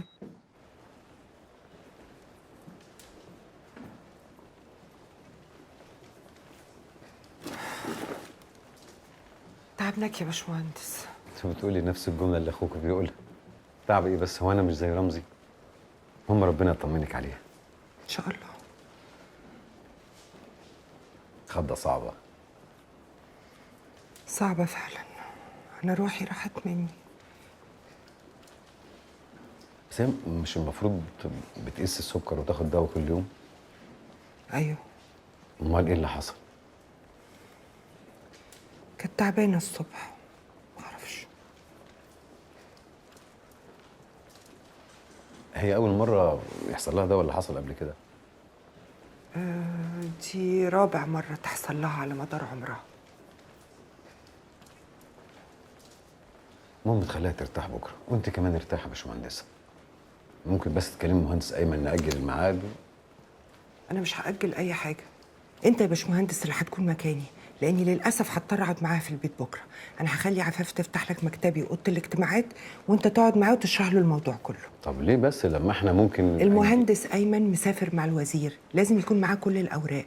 انت يا باشمهندس اللي هتكون مكاني لو سمحت. باباها عارف انها تعبانه؟ رمزي قال انه جاي بكره. لا ما قلتلوش. مش عايزه تخضيه طبعا. اكيد. تلاقي روحه فيهم. انا اسمع انه علاقه الاب والبنت علاقه خاصه جدا. اسمع بس علشان انا ما جربتش، انا عندي خناشير بس. طبعا. خدي تليفونك. انت راكنه عربيتك فين؟ ايه ده؟ انا سبت العربيه بتاعتي عند الكليه. معلش مش مهم، بكره اجيبها. لا على ايه؟ انت تنزلني عند العربيه وانا اركبها وامشي وراك ويبقى انت رجعني. ملوش لزوم التعب ده يا باشمهندس. هو العيله دي مش حافظه غير الجمله دي؟ وانت هتعرف تسوق عربيتها؟ ده انا اتمنى اسوق عربيتها وامشي اخبط في الناس وبعدين انزل ازعق لهم. مش فاهم. هو انت ليه جبتنا هنا؟ عشان انت قلت عايزه نتكلم لوحدنا، قلت لك نتكلم في المكتب، قلت لي لا، فجينا هنا. سأل عن ايه بقى؟ خلاص. لو تحب نقعد في الكافيتيريا برضه مفيش مشكله. خلاص قلت لك خلاص. انت ليه عصبيه قوي كده؟ ما تهدى على نفسك شويه. حصل ايه لكل ده؟ كنت عايزاني في ايه بقى؟ هقول لك. انا عارف هتقول ايه. هقول ايه؟ لو سمحت يا باشمهندس، اللي عرفته عني ده ما حدش في الشركه يعرفه. انا ست مطلقه ومطلقه مطمع، وانا مرتبه حياتي على كده وما احبش حد يتدخل فيها، صح؟ كويس انك عارف. عشان كده ما كانش يقولوا ده عينيجي هنا ونتعب نفسنا. خلاص. خوفك الزياده ده عامل لك سجن يا باشمهندسه. طول الوقت عامله حساب للناس وبيقولوا ايه وبيعملوا ايه. انا مش كده. يعني احافظ على كرامتي وشكلي قدام الناس، لكن في نفس الوقت ما بخافش اواجه المجتمع بظروفي. ظروفك انت كراجل ولوحدك غير ظروفي انا كست شيلتها 4 بنات. هم نفسهم مطمع. قبل ما تحكم على حد حط نفسك مكانه يا باشمهندس. وانت ليه ما حطيتيش نفسك مكاني وانت بتحكمي عليا؟ وانا حكمت عليك في ايه؟ لما تخيلتي ان انا لو عرفت حاجه من دي يا اما هروح اقول للناس في الشركه يا اما هتبقى المطمع بالنسبه لي. انا مش كده. ما تفكريش فيها بالشكل ده، وده اللي غاظني على فكره وخلاني رخمت عليك الصبح. وده يغيظك في ايه؟ فكره ان يبقى في حد في حياتك بيسمعك وبيحس بيكي ويشرحك اللي هيحصل، دي حاجه نادره في الزمان ده. انا كنت هبقى معاكي كده، لكن سجنك منعني يا باشمهندسه. سرك كبير، ما تقلقيش. كده خلاص؟ يلا بينا. لما جيت لي الصبح في المكتب وقلت لي انا زعلان عشان كان في مساحه انسانيه بينا، الكلمه دي غيظتني،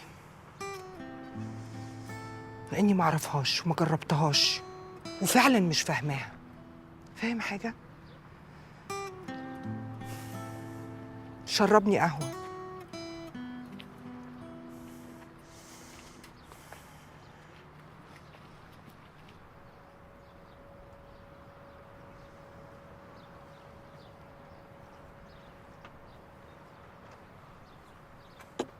اتفضلي. شكرا.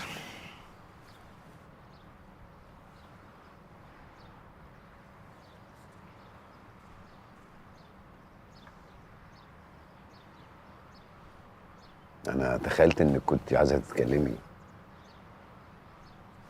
ايه بقى؟ عارف ان بقالي قد ايه ما شربتش قهوه بره البيت او المكتب او النادي لوحدي؟ قد ايه؟ تخيل مش فاكره. انت ايه اللي يمنعك يعني تاخدي فنجان قهوه بهدوء كده لوحدك او مع حد من صحباتك؟ هدوء؟ ايوه، انت هتنقطيني بالكلام ولا ايه؟ كنت عاوزه اتكلم ودلوقتي مش عاوزه. بمزاجك هو. انا مش فاهمه انت ايش دخلك في الموضوع. اتكلم ولا ما اتكلمش دي حاجه بمزاجي انا. ايه الست المجنونه دي يا ربي؟ لاخر مره هقول لك احفظ لسانك. احفظ لسانك كلمه قديمه قوي. كانت كلمه ماما. الله يرحمها. اكيد شافت منك عذاب. مش عرفك.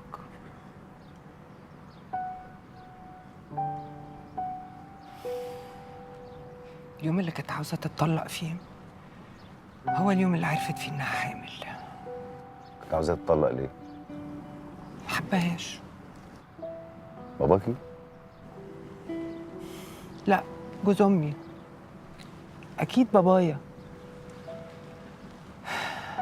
تصدق صح، هو كان جوز امي.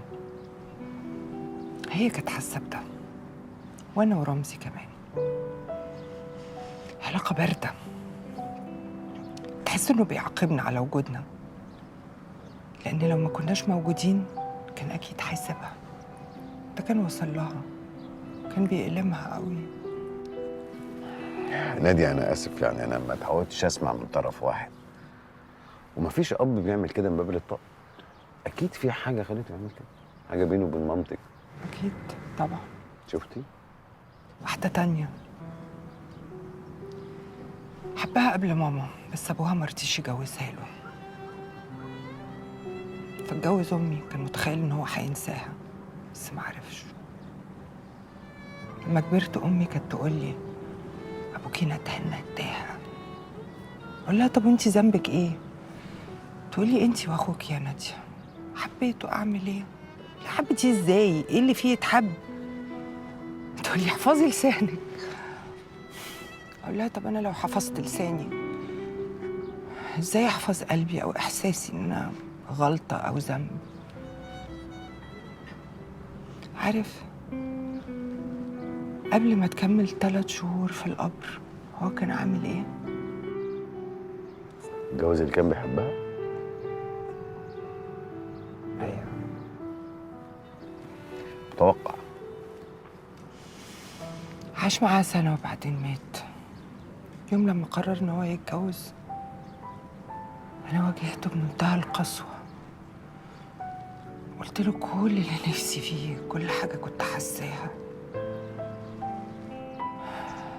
قال لي ليه بتظلموني؟ انا عمري ما ظلمتكم.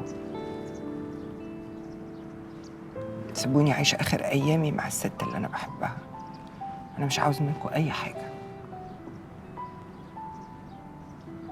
كانت اخر مرة اشوفه. بعد كده جالي خبر وفاته.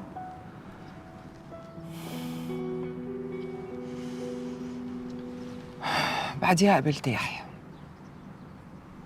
حبيته حب لا يمكن تتخيله. كان معيد عندي في الجامعة وأنا كنت تلميذته الشاطرة اللي بيشجعها. في الوقت ده كانت الجامعة كلها بتجري ورايا. كل يوم اداني عريس وأنا أرفضه. اخترته هو. حبيت حبي ليه. هو حبني بطريقته.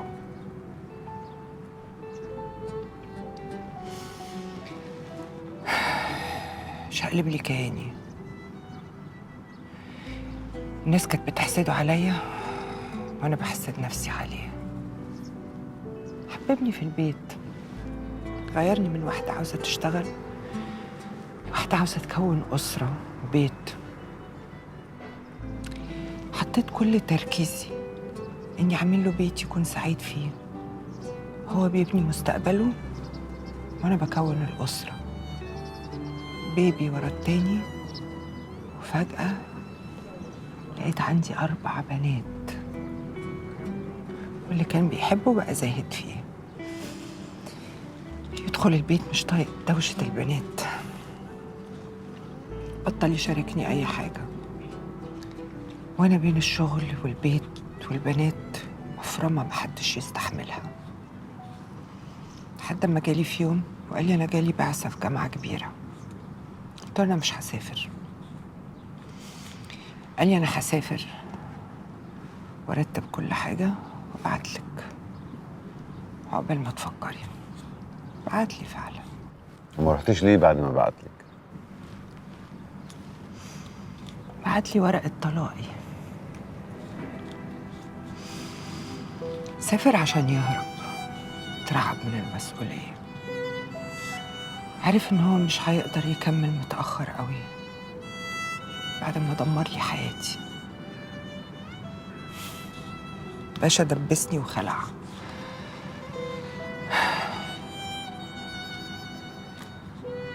فجأة لقيت نفسي لوحدي.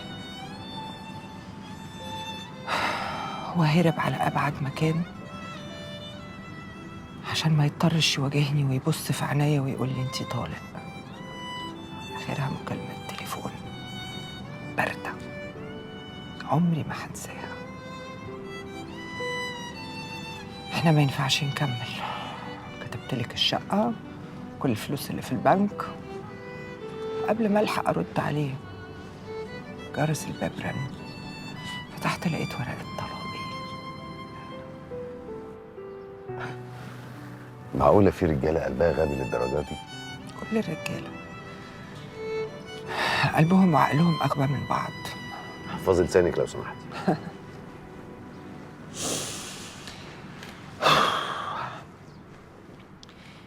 ارتحت اما اتكلمت. ارتحت قوي.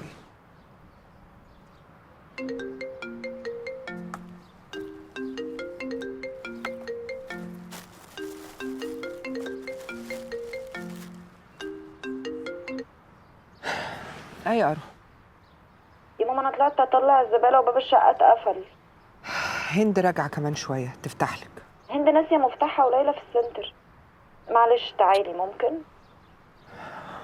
ماشي اوكي. باي باي. ملحقتش ارتاح.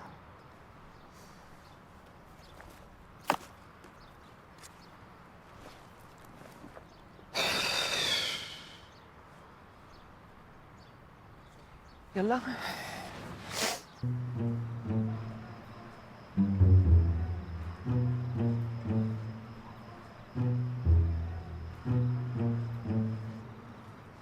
اتفضل يا استاذ. شكرا.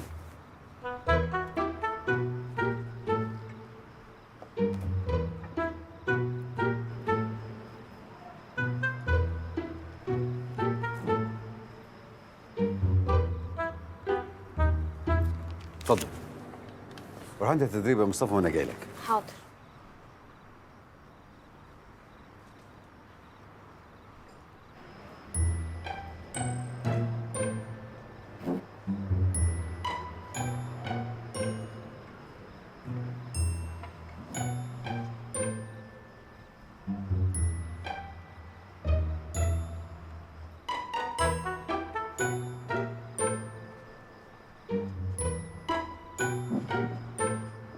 انت بتعمل ايه يا باشمهندس؟ اقعد.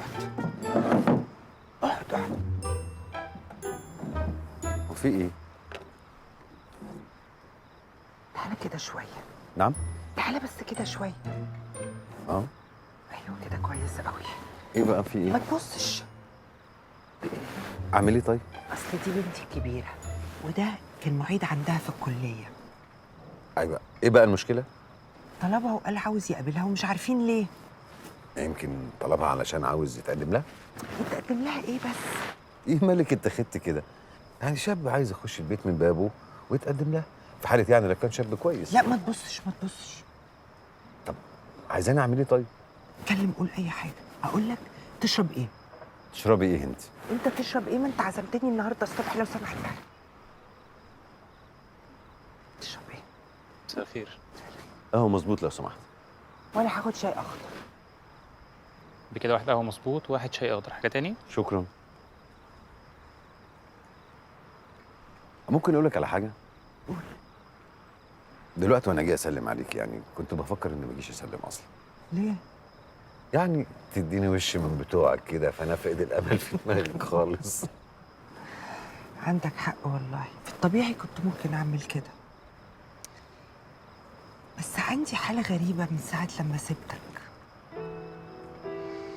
حاسة ان انا ريلاكست كده مرتاحة. ده حتى البنات بيقولوا لي انت مالك عيانة ولا ايه؟ وانت بقى فاكرة انك ايه؟ انا ما كنتش فاكرة نفسي،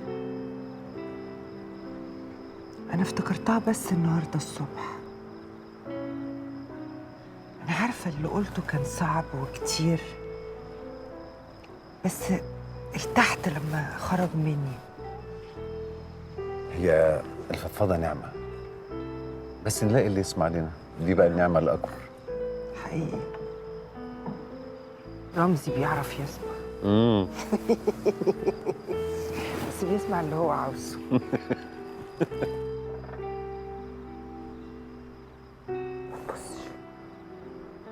طبعا انت هتموت وتعرفي بيقولوا ايه. اكدب عليك لو قلت لك لا، دي البكرية اطيب واحدة فيهم، بخاف عليها قوي. ربنا يطمنك عليهم ويخليكي ليهم. ربنا يخليك. حسن، هي مراتك ماتت ازاي؟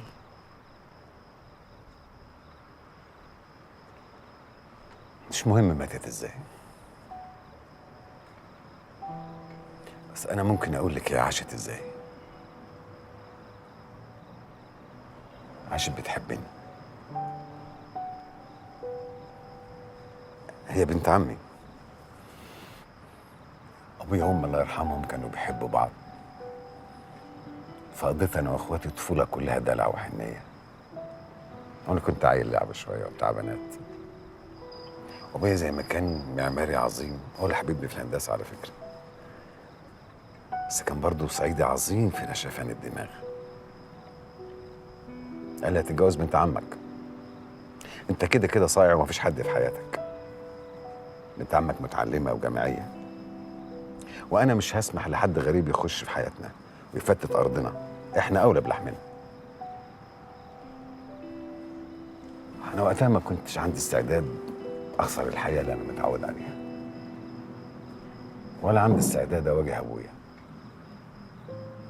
والحقيقه انا ما كانش عندي مانع اتجوزها. يعني طالما حياتي اللي انا عايشها هتفضل زي ما هي. كل الحكايه انه البيت بقى فيه واحده بتكنس وتمسح، وارجع البيت الاقي اكل جاهز وفرشتي مترتبه. وانا بقى عايش حياتي من دي لدي كل يوم مع واحده، وهي ولا في دماغي. العجيب بقى انها كانت حاسه بكل ده وما اتكلمتش. أكيد مفيش ست ما بتحسش مهما كانت علاقتها بجوزها عاملة ازاي. حبيبتي كانت كل ما تيجي تقول لي انا حامل اقول لها ليه بس كده؟ تقول له في احلى من عيال في الدنيا. كان نفسها في بنت، وانا كمان برضه كان نفسي في بنت، بس كل مره يجيني ولد. هي كان متهيأ لها انه لما اشوف عيالي بيكبروا حواليا هتلم. اتلميت؟ بالعكس، كل يوم بسوق اكتر، وجعتي زادت. هو تقريبا مش شايفها، والعيال بقوا بالنسبه لي حمل وصداع. بخش البيت بقرف وبقى عايز اهرب تاني. ورغم كل ده ما جتش مره قالت لي طلعي.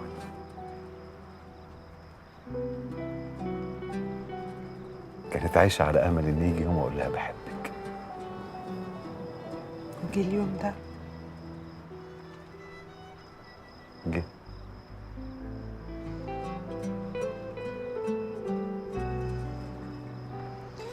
رغم اني عاوزة اسمع بقية القصة، بس لو انت مش عاوز تحكي انا هحترم سكوتك.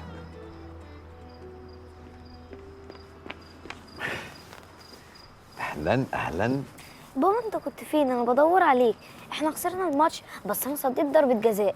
اوه مصطفى، انت اللي هتحطم اسطوره الحضري. سلام على طنط ناديه. ازيك يا مصطفى؟ طنط ناديه مديرتي في الشغل. مديرتك ايه بس؟ بابا اهم مني في الشغل بكتير قوي. ينفع اروح اقعد تنس مع صحابي؟ ينفع طبعا. عن اذنك. اتفضل يا حبيبي. مش قلت لي ان الماتش اتاجل؟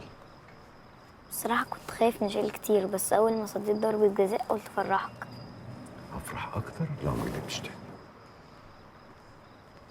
روح لاصحابك. جميل قوي. حبيبي ده اللي ما لحقش يشوف امه.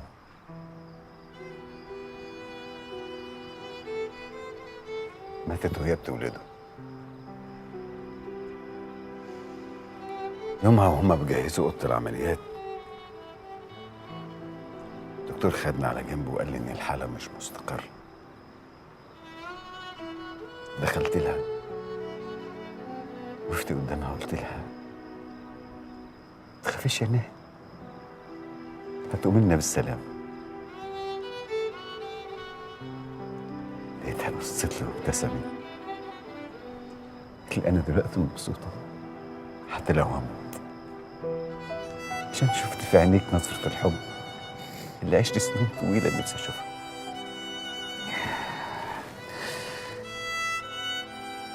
ساعتها كان هين عليا ادفع عمري كله ونهايه تقوم بالسلام. ما عرفتش قيمتها غير بعد ما راحت يا نبي.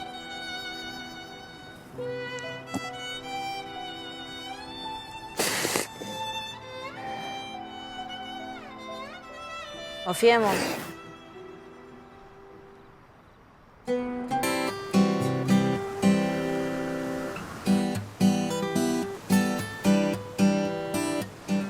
الفكرة حلوة قوي بجد، فكرة ممتازة. ألف هنا وشفا. وكان الطبيعي إن ناخدك على نقعد في مطعم شيك على البحر وناكل سمك، بس أنا وعدتك إن اليوم هيبقى فيه كل حاجة مش طبيعية. أنت بتشوف الفلوس إزاي؟ إيه السؤال ده؟ يعني سؤال خطر على بالي قلت أسألك. بشوفها زي ما بتشوفني. يعني أنا مش مديها أي اهتمام، فهي شالتني من همها. بتعامل معاها على إنها ورق بيسهل التعامل بين الناس، لكن عمرها ما عملت ضغط عليا. وبعدين اللي خلق الجمال ده كله هيعجز يعني يوكلنا ويشربنا؟ يا ستي خليها على الله. اهلا ست ناديه. نفس وجهة نظري بالظبط. أنا مش قادرة أكمل. لا لازم تكملي، هنودي كل ده فين؟ أنا أكلت 5 سندوتشات. ألف هنا وشفا. ثانية واحدة.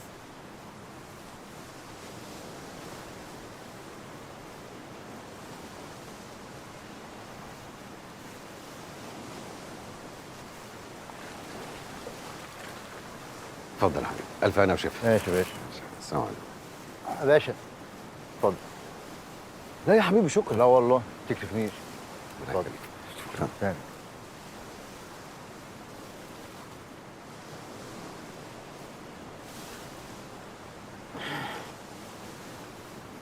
تصدق ما رضيش يمشيني بايدي فاضيه؟ تحب الذره؟ لا.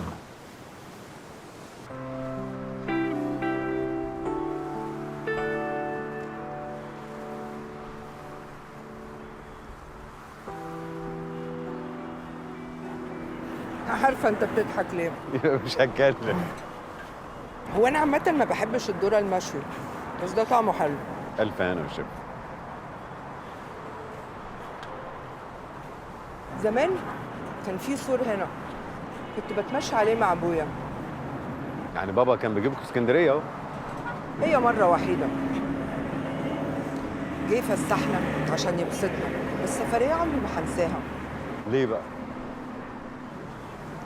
أكتر حاجة بحبها في حياتي إن أنا أبل رجليا في المية.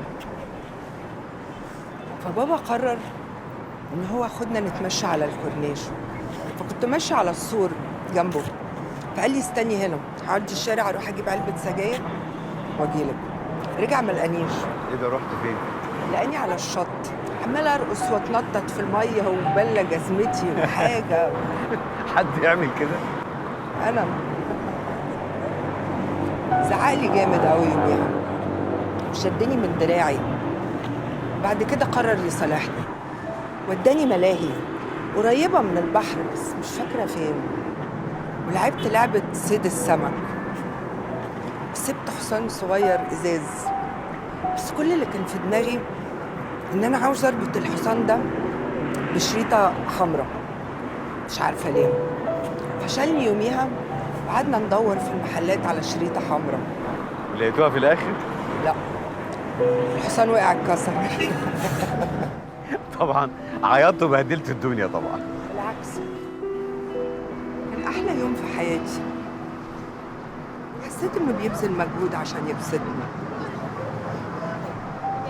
كان بيحبني في الأول.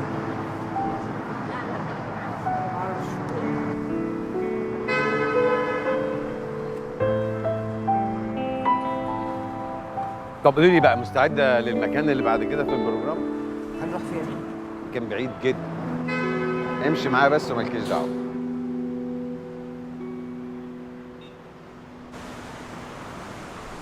الطبيعي انك تفتكر ان احنا جايين هنا نحضر لحظة الغروب، بس الحقيقة احنا جايين هنا عشان حاجة تانية خالص. ايه؟ حاجة انت نفسك تعمليها ومانعة نفسك، بس انا بقى هعملها بدالك يا باشمهندس.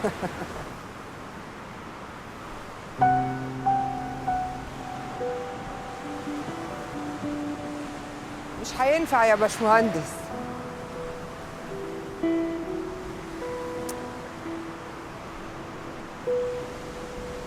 مش هينفع خالص.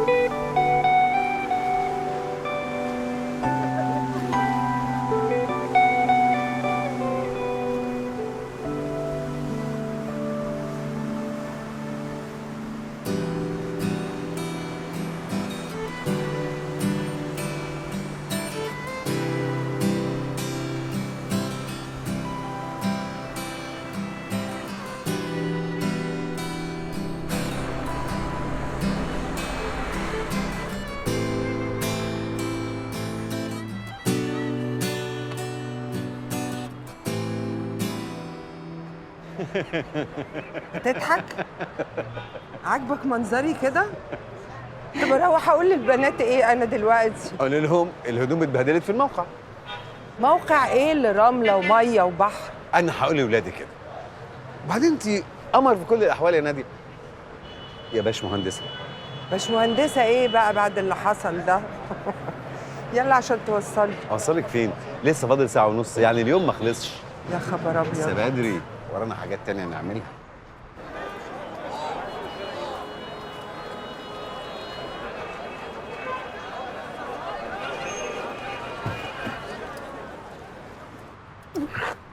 بص بقى يا ستي، هتاكلي شويه رز بلبن عمرك ما اكلت زيهم في حياتك. يا تعملي ايه؟ هاكل. لا، هو الطبيعي ان احنا ناكل هنا. تضحك على ايه؟ عشان الطبيعي دي اللي عمال تقولها طول اليوم. كمل. بس احنا لازم نروح نسلم عليه قبل ما تمشي. مين ده؟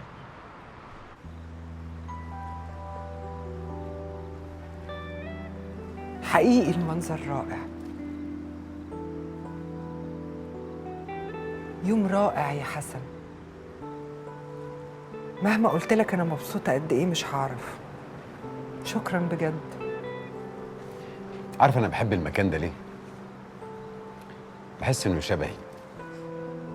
انا حياتي كده، دوشه وزحمه وصداع، بس في حته جوه كده هاديه بقعد فيها راقب الدنيا وانا مش بعيد عنها.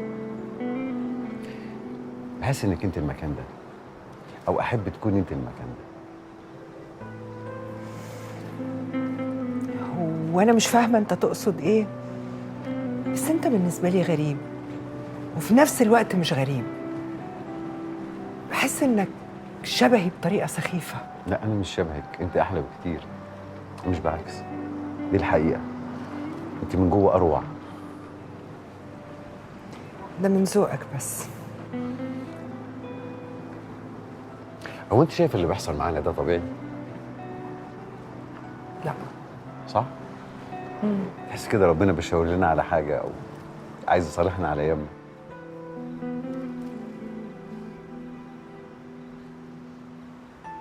على فكره انا كدبت عليكي، بس ما تزعليش.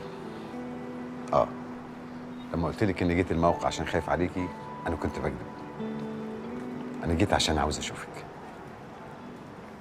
اما عفاف قالت لي ان انت موجوده في الموقع، انا طرت من الفرحه ولبست هدومي بسرعه جدا وبقيت متلهف اني اشوفك. يظهر في حاجات كتير جوايا ما كنتش اعرف عنها حاجه، بس لما شفتك عرفتها.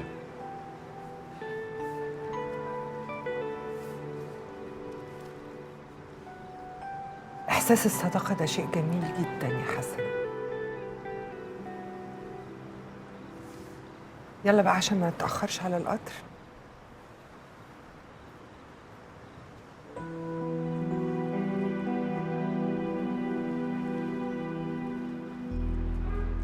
حسن انا بجد مش عارفه اشكرك ازاي على النهارده، كان يوم رائع. المهم طمنيني لما توصلي بالسلامه. حاضر ان شاء الله.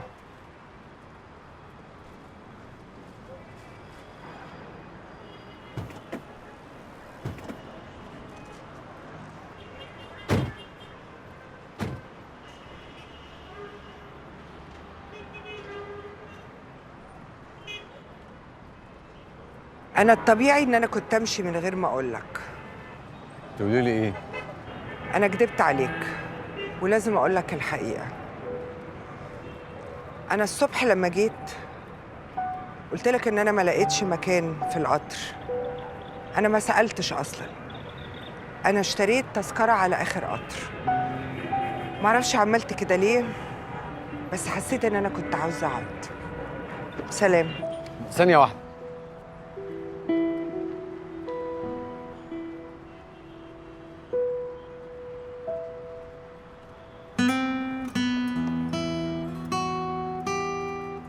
ازاي وامتى؟ وانت بتشتري اللبس في يونكة حمرا اهو، وجبت خشب علشان ما يتكسرش خالص، يفضل معاك العمر كله.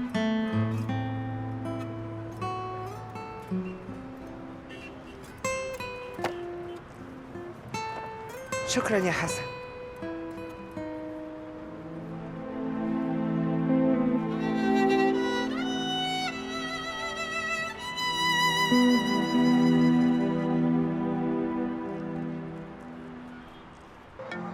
ايه النمرة دي؟ الو. انا حسن، ما تقفليش. انا واقف تحت قدام بيتك، ويا هتنزلي لي يا هطلع لك انا. عاوز ايه يا حسن؟ احنا كبرنا على الكلام ده. هطلع. اوعى تطلع، بطل هبل. ايه الهبل ده؟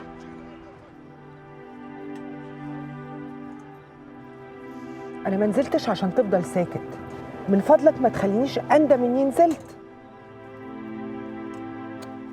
هو انت هتفضل ساكت كده كتير؟ عشان اول ما ركبنا على العربيه قلت لك مش هتكلم غير لما نوصل. نوصل فين؟ ايه المكان ده اصلا؟ ما تخافيش مش هخطفك. بص انا كدبت على بنتي عشان انزل، ولازم اروح دلوقتي. احنا وصلنا. فين؟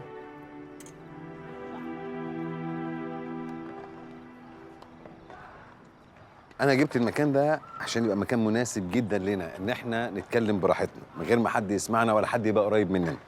وعلى فكره زي انت ما كدبت على بنتك علشان تنزلي، انا كمان كدبت على ابني عشان يحجز لي الملعب ده بحجه ان انا هلعب، وكدبت على ابني التاني عشان اخد موبايله واكلمك لانك ما بترديش عليا. كل ده عشان اسالك سؤال واحد بس. يا حسن من فضلك انت ليه عاوز تصعب الموضوع على نفسك؟ قلت لك خرج اليوم ده من حياتك خالص، خلينا نتعامل عادي. انا بالنسبه لي انا كسبت صديق، انت كمان انت عملتيها ازاي؟ عملتيها ازاي؟ ده انا حياتي اتلخبطت، بقيت عصبي جدا مع الولاد ومش طايق نفسي، وحشاني على طول، بفكر فيك وعينيك ما بتفارقنيش ابدا. نادي انا بقيت عامل زي المراهقين، كل ما اسمع غنوه يتهيألي انا اللي بقولها لك. انا عمري ما حبيت ابان ضعيف قدام حد، بس معاكي حبيت ضعف لانه قدامك.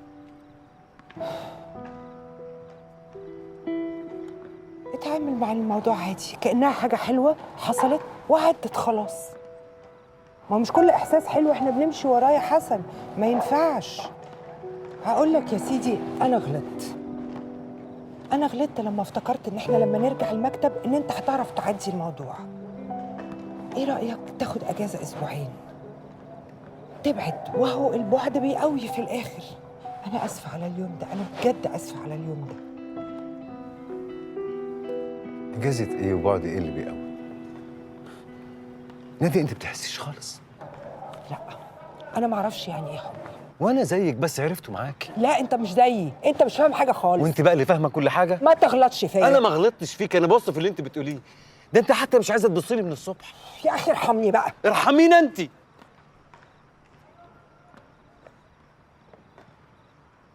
عاوز ايه؟ عاوز ايه؟ عاوزني اقول لك ان انت كمان وحشني، وان انا بفكر فيك طول الوقت، وان انا عندي نفس الاحساس اللي انت حاسه، وان انا مش قادره ابص لك في عينيك علشان ما اقولكش كل الكلام ده؟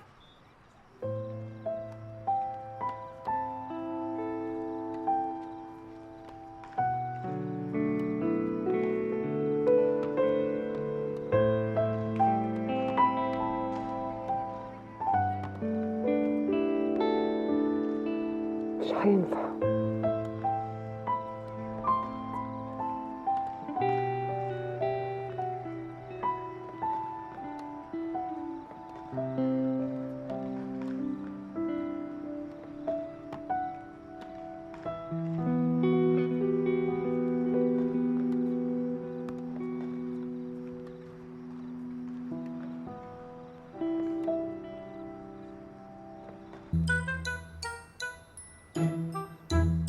ممكن اقوم العب معاه؟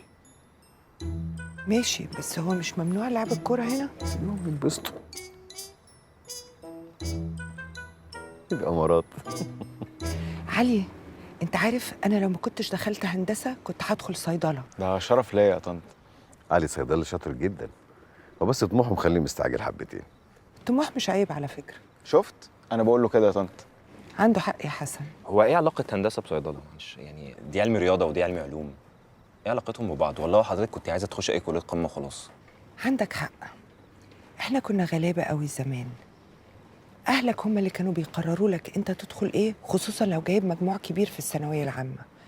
انا اهلي بالنسبه لهم ما كانش فيه غير طب وهندسه وصيدله، فانا ما كنتش بفكر غير في كده، وفي الاخر كلامهم طلع صح. لا طبعا مش صح، مش لازم كل الناس يبقوا دكاتره ومهندسين وبياعين ادويه. نعم، بايعين ادويه. في كليات كتير قوي مهمه زي طب وهندسه بالظبط. وانت عايزه تدخلي كليه ايه يا ليلى؟ حضرتك مهتم تعرف ليه؟ ليلى ماما سيبيني اكمل كلامي لو سمحتي. من فضلك انا عاوز اسمعها. اتفضلي. انا هدخل الكليه اللي على هوا ماما، مش اللي انا عايزاها يا انكل. انت عايزه تدرسي ايه؟ كاستم ديزاين. رد عليها. كويس. حلوه شغلانه الترزي دي، مش محتاجه تخش لها كليه صح؟ ما هم الجهله كلهم بيقولوا كده، بس ده علم بجد، عشان كده بيدرسوه. انا شايف انه معلش ثانيه واحده، لو سمحتي اعتذري له. اعتذر له ليه؟ انا بقول وجهه نظري. لا ولا يهم حضرتك، انا مش محتاج اي اعتذار، يعني دي زي اختي الصغيره، هاخد على كلام عيله برضو يعني. انا مش عيله. ما هم العيال ما بيشوفوش برضو انهم عيال. طاهر، هو انت بتستفزها ليه؟ هند، لو انا عيله يبقى انت تافه. ليلى، والله يا ماما ما هي عندها حق. بعدين انا مش فاهمه، هو انت قاعد باصص لي كده ليه؟ بتصورني مثلا؟ لا انت فاهمه. هو انت بتكدبي ليه؟ مراد، مش ذنبي بقى اللي انت قاعد ما بتشوفش. هند، انت ما شفتيش تربيه بقى. لو انا ما شفتهاش يبقى هي ما عدتش عليك، ولا انت ولا اخواتك. مراد سيبيني. مالكش دعوه بالاشكال دي. بس بقى ما صحش كده. في ايه؟ ايه اللي في القلم دي؟ نيلي مصطفى اتفرج استفزاز. بس يا بابا، بس مفيش راجل يضرب بنت. مش لما يبقوا بنات اصلا. انت قليل الادب. كتمي بقى احسن لك. انت بتكلمها كده ازاي اساسا؟ هو مش قال لك الكتمي؟ يا ايه ابعد كده. اتكلم معاك انت يا بنت على انت والله العظيم تاني لا ما يخبطش فيها.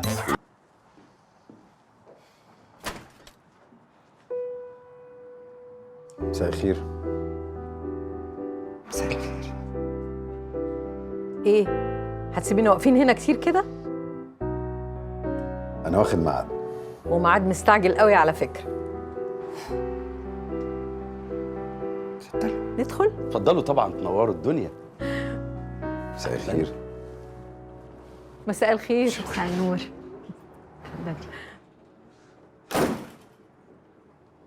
مساء الخير. مساء الخير يا انكل.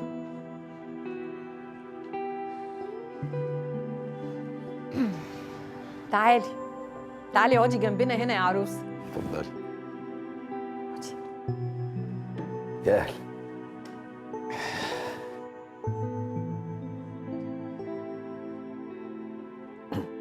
انا اروى كلمتني وقالت لي اجي النهارده علشان اطلبك من رمزي. وانا هند كلمتني وقالت لي لازم تكون موجود النهارده علشان انكل حسن هيطلب ايد ماما. وانا بقى اللي ظبطت الموضوع كله من الاول. باختصار شديد وعشان ما تفضليش محتاره كتير، اول حاجه احنا اسفين، ده مبدئيا. تاني حاجه احنا موافقين.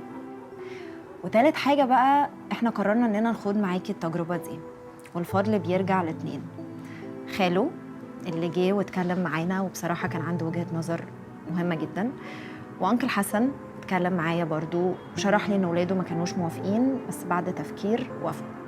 ومين عارف، مش ممكن في الاخر انتي وانكل حسن تطلعوا صح؟ مبروك يا ماما. انتوا مستعجلين على ايه يا بنات؟ انا لسه هسأل عن اخلاقه وعن ماضيه وعن لا معلش استنى بقى، لا تسأل على مين، ده احنا ابننا زينة الشباب. طبعا شباب زين. طبعا. وبعدين على كل حال احنا بنشتري راجل، ولا ايه يا نادي؟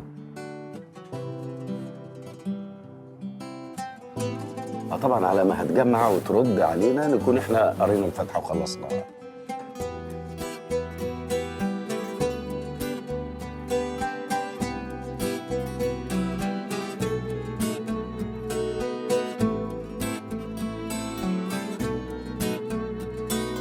مش حد بيزغرط ولا ايه؟ زغروط ولا ايه؟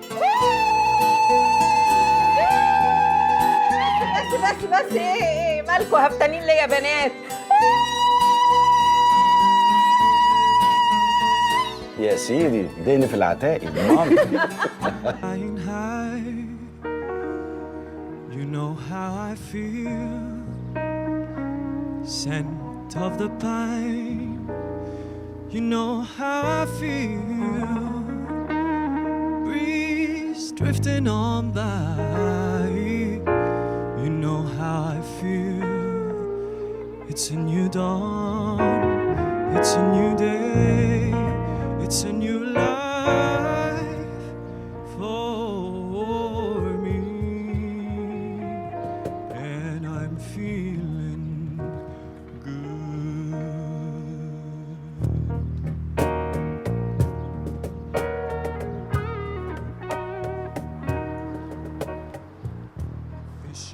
انت بتتهرب مني ليه؟ انا عايز فلوسي. قلت لي اقول لك قبلها باسبوع، دلوقتي فات اكتر من شهر. بقول لك عايز فلوسي. هستنى مكالمتك بكره. بكره. في علي بتزعق ليه؟ لا مفيش حاجه. هو انت عماله تبوسي على الباب كل شويه ليه؟ مستنيه حد؟ شفتك وانت داخل البيت كنت زي القمر. انت اللي زي القمر. كان نفسي تكوني معايا قوي النهارده. وانا اكتر بجد.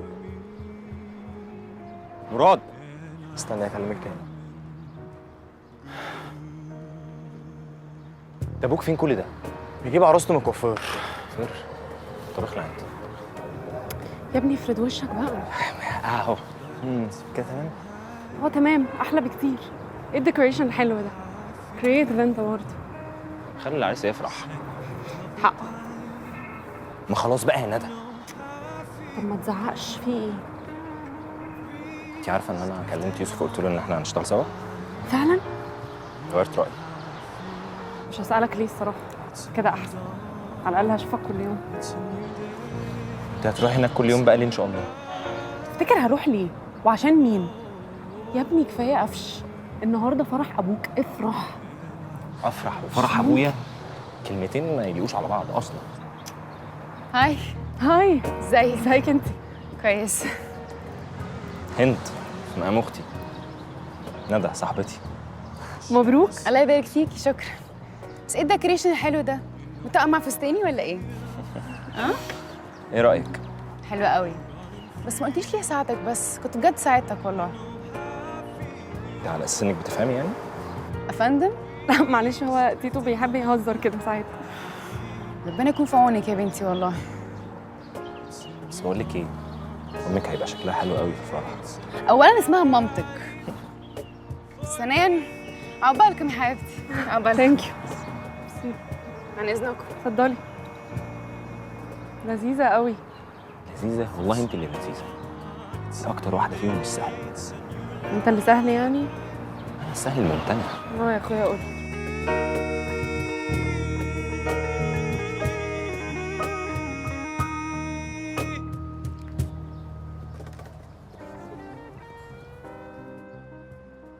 عايزه اعرف انت ليه مش مبسوط؟ لا انا مبسوط. هي حرة في قرارها بقى.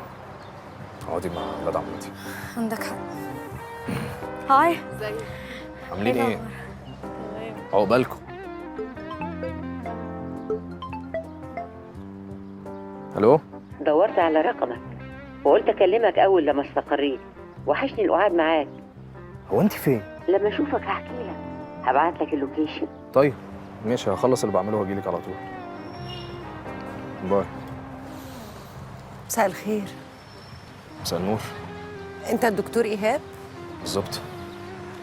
انا كنت عايزه اعرف لو ممكن نتقابل في وقت تاني في مكان تاني نتكلم شويه.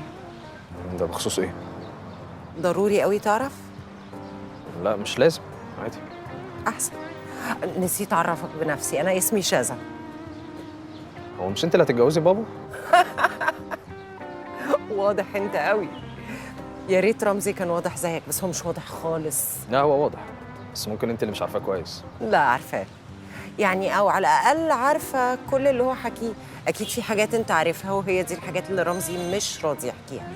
انما اوعدك يا ايهاب ان رمزي لو حكى هعرف ارد عليك.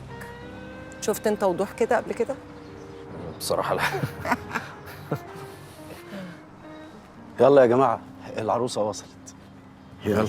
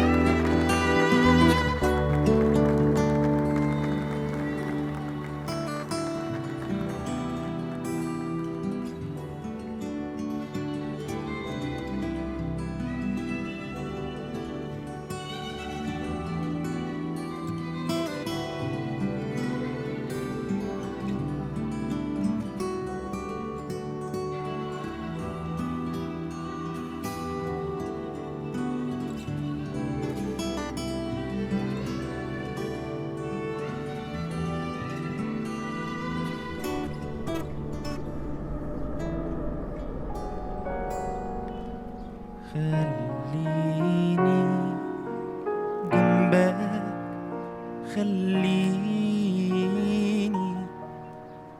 في حضن قلبك، خليني جنبك، خليني في حضن قلبك، خليني وسيبني أحلم، سيبني وسيبني أحلم، سيبني وسيبني أحلم، سيبني وسيبني أحلم